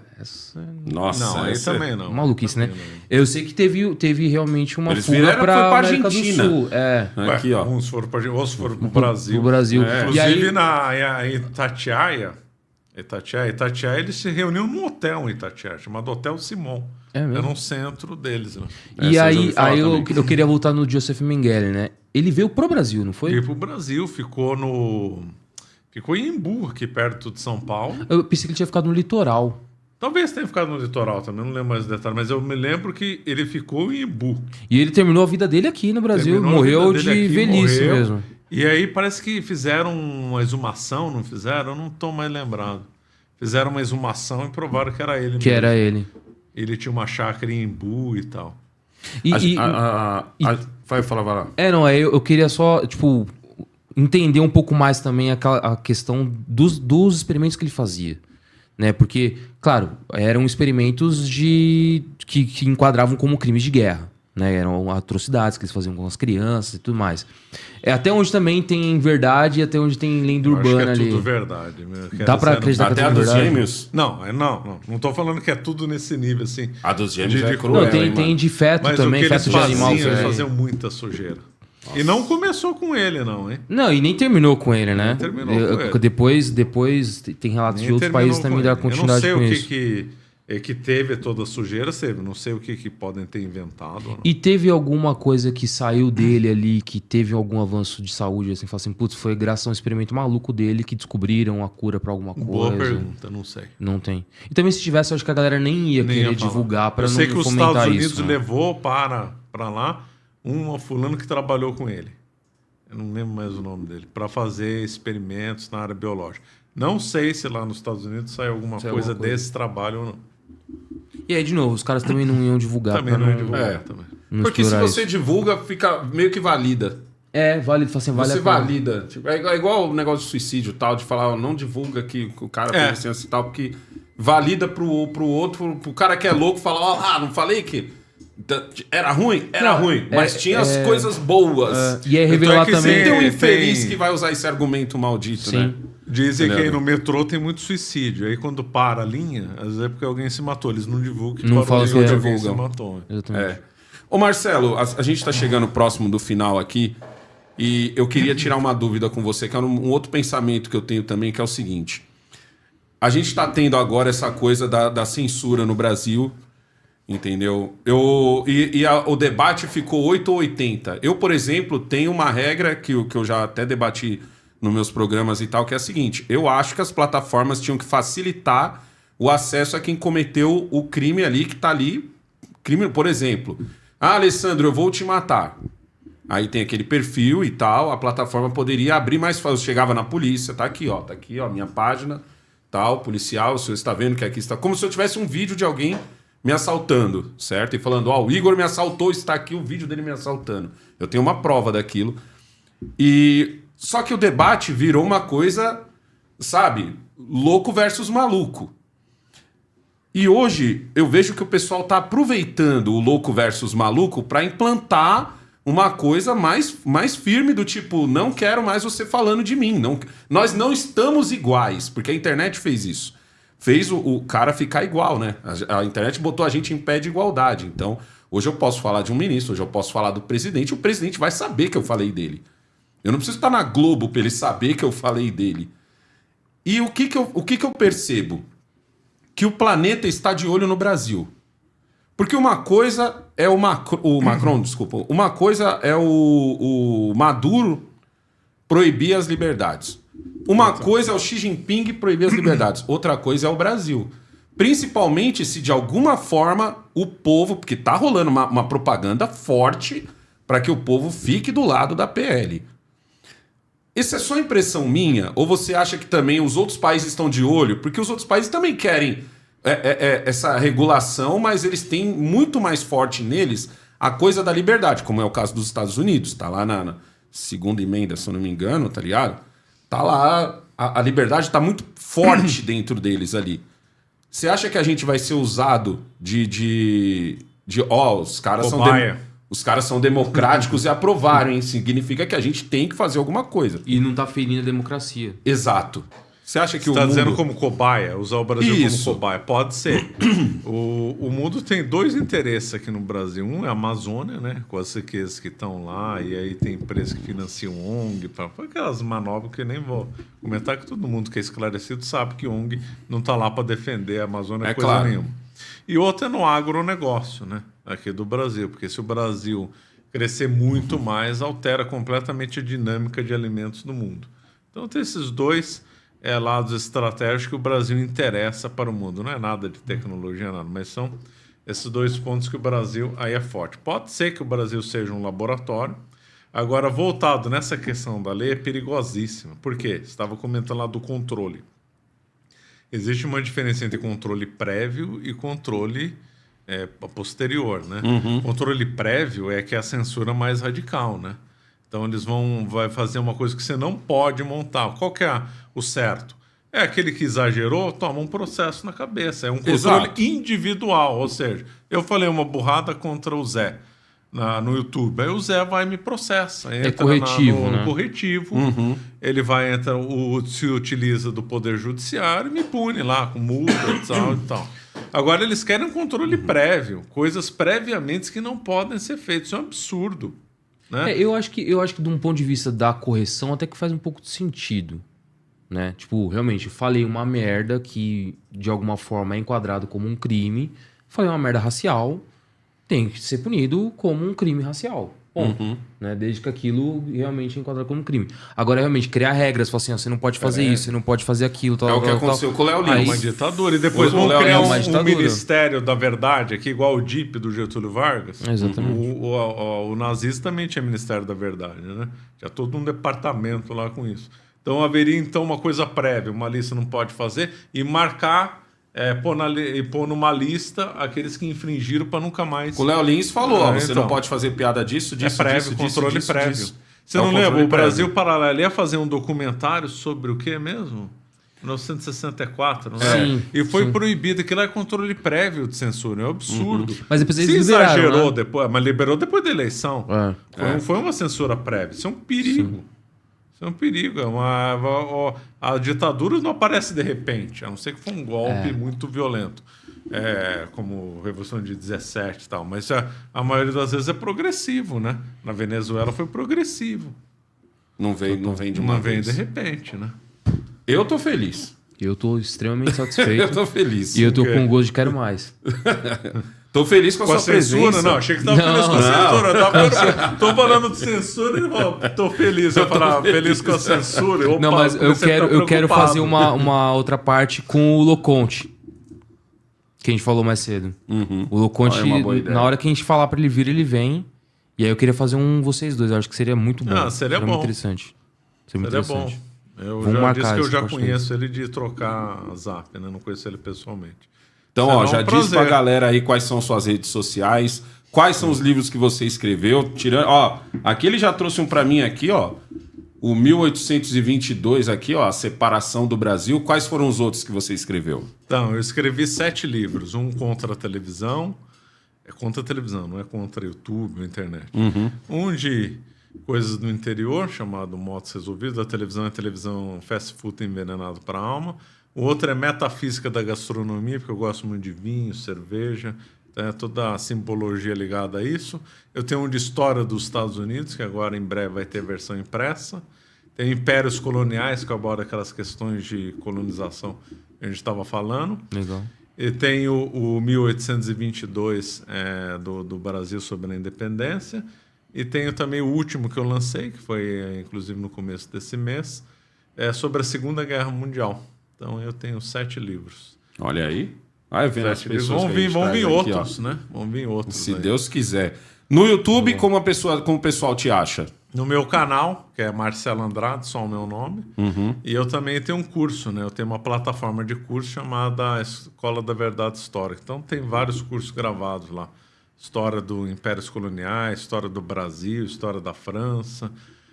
Estou finalizando a história do marxismo, né? Um combate ao marxismo. Também vai ser um livro contra o marxismo. Bom. Aí os comunistas vão ficar doidos. Vão ficar felizes da vida. Ó, o link do canal dele vai estar aqui embaixo, no primeiro Isso aí. comentário, na descrição do vídeo, entendeu? Vai lá conhecer o trabalho do Marcelo, é bem legal. Muita gente do meu canal, que já conhecia o seu que trabalho, pediu para que eu chamasse você. Quero agradecer a aula, porque é muito louco, Não, o cara é vem uma da aula. aula. E assim, o que é da hora é que a gente fez várias perguntas aqui que a gente não tava previamente. Eu tinha feito uma série de perguntas voltadas pra colonização brasileira e tal. A gente não falou nada disso.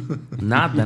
Isso é muito você tinha bom. falado que ia fazer. Eu fiz algumas perguntas e não perguntei nada do que eu tinha analisado. Foi tudo. A gente vai no que vai saindo. No que na foi aqui do dinâmica da papo. conversa. Isso é muito bom. Mostra que, tipo, realmente. E assim, você trouxe resposta pra tudo e tal, e é muito legal isso.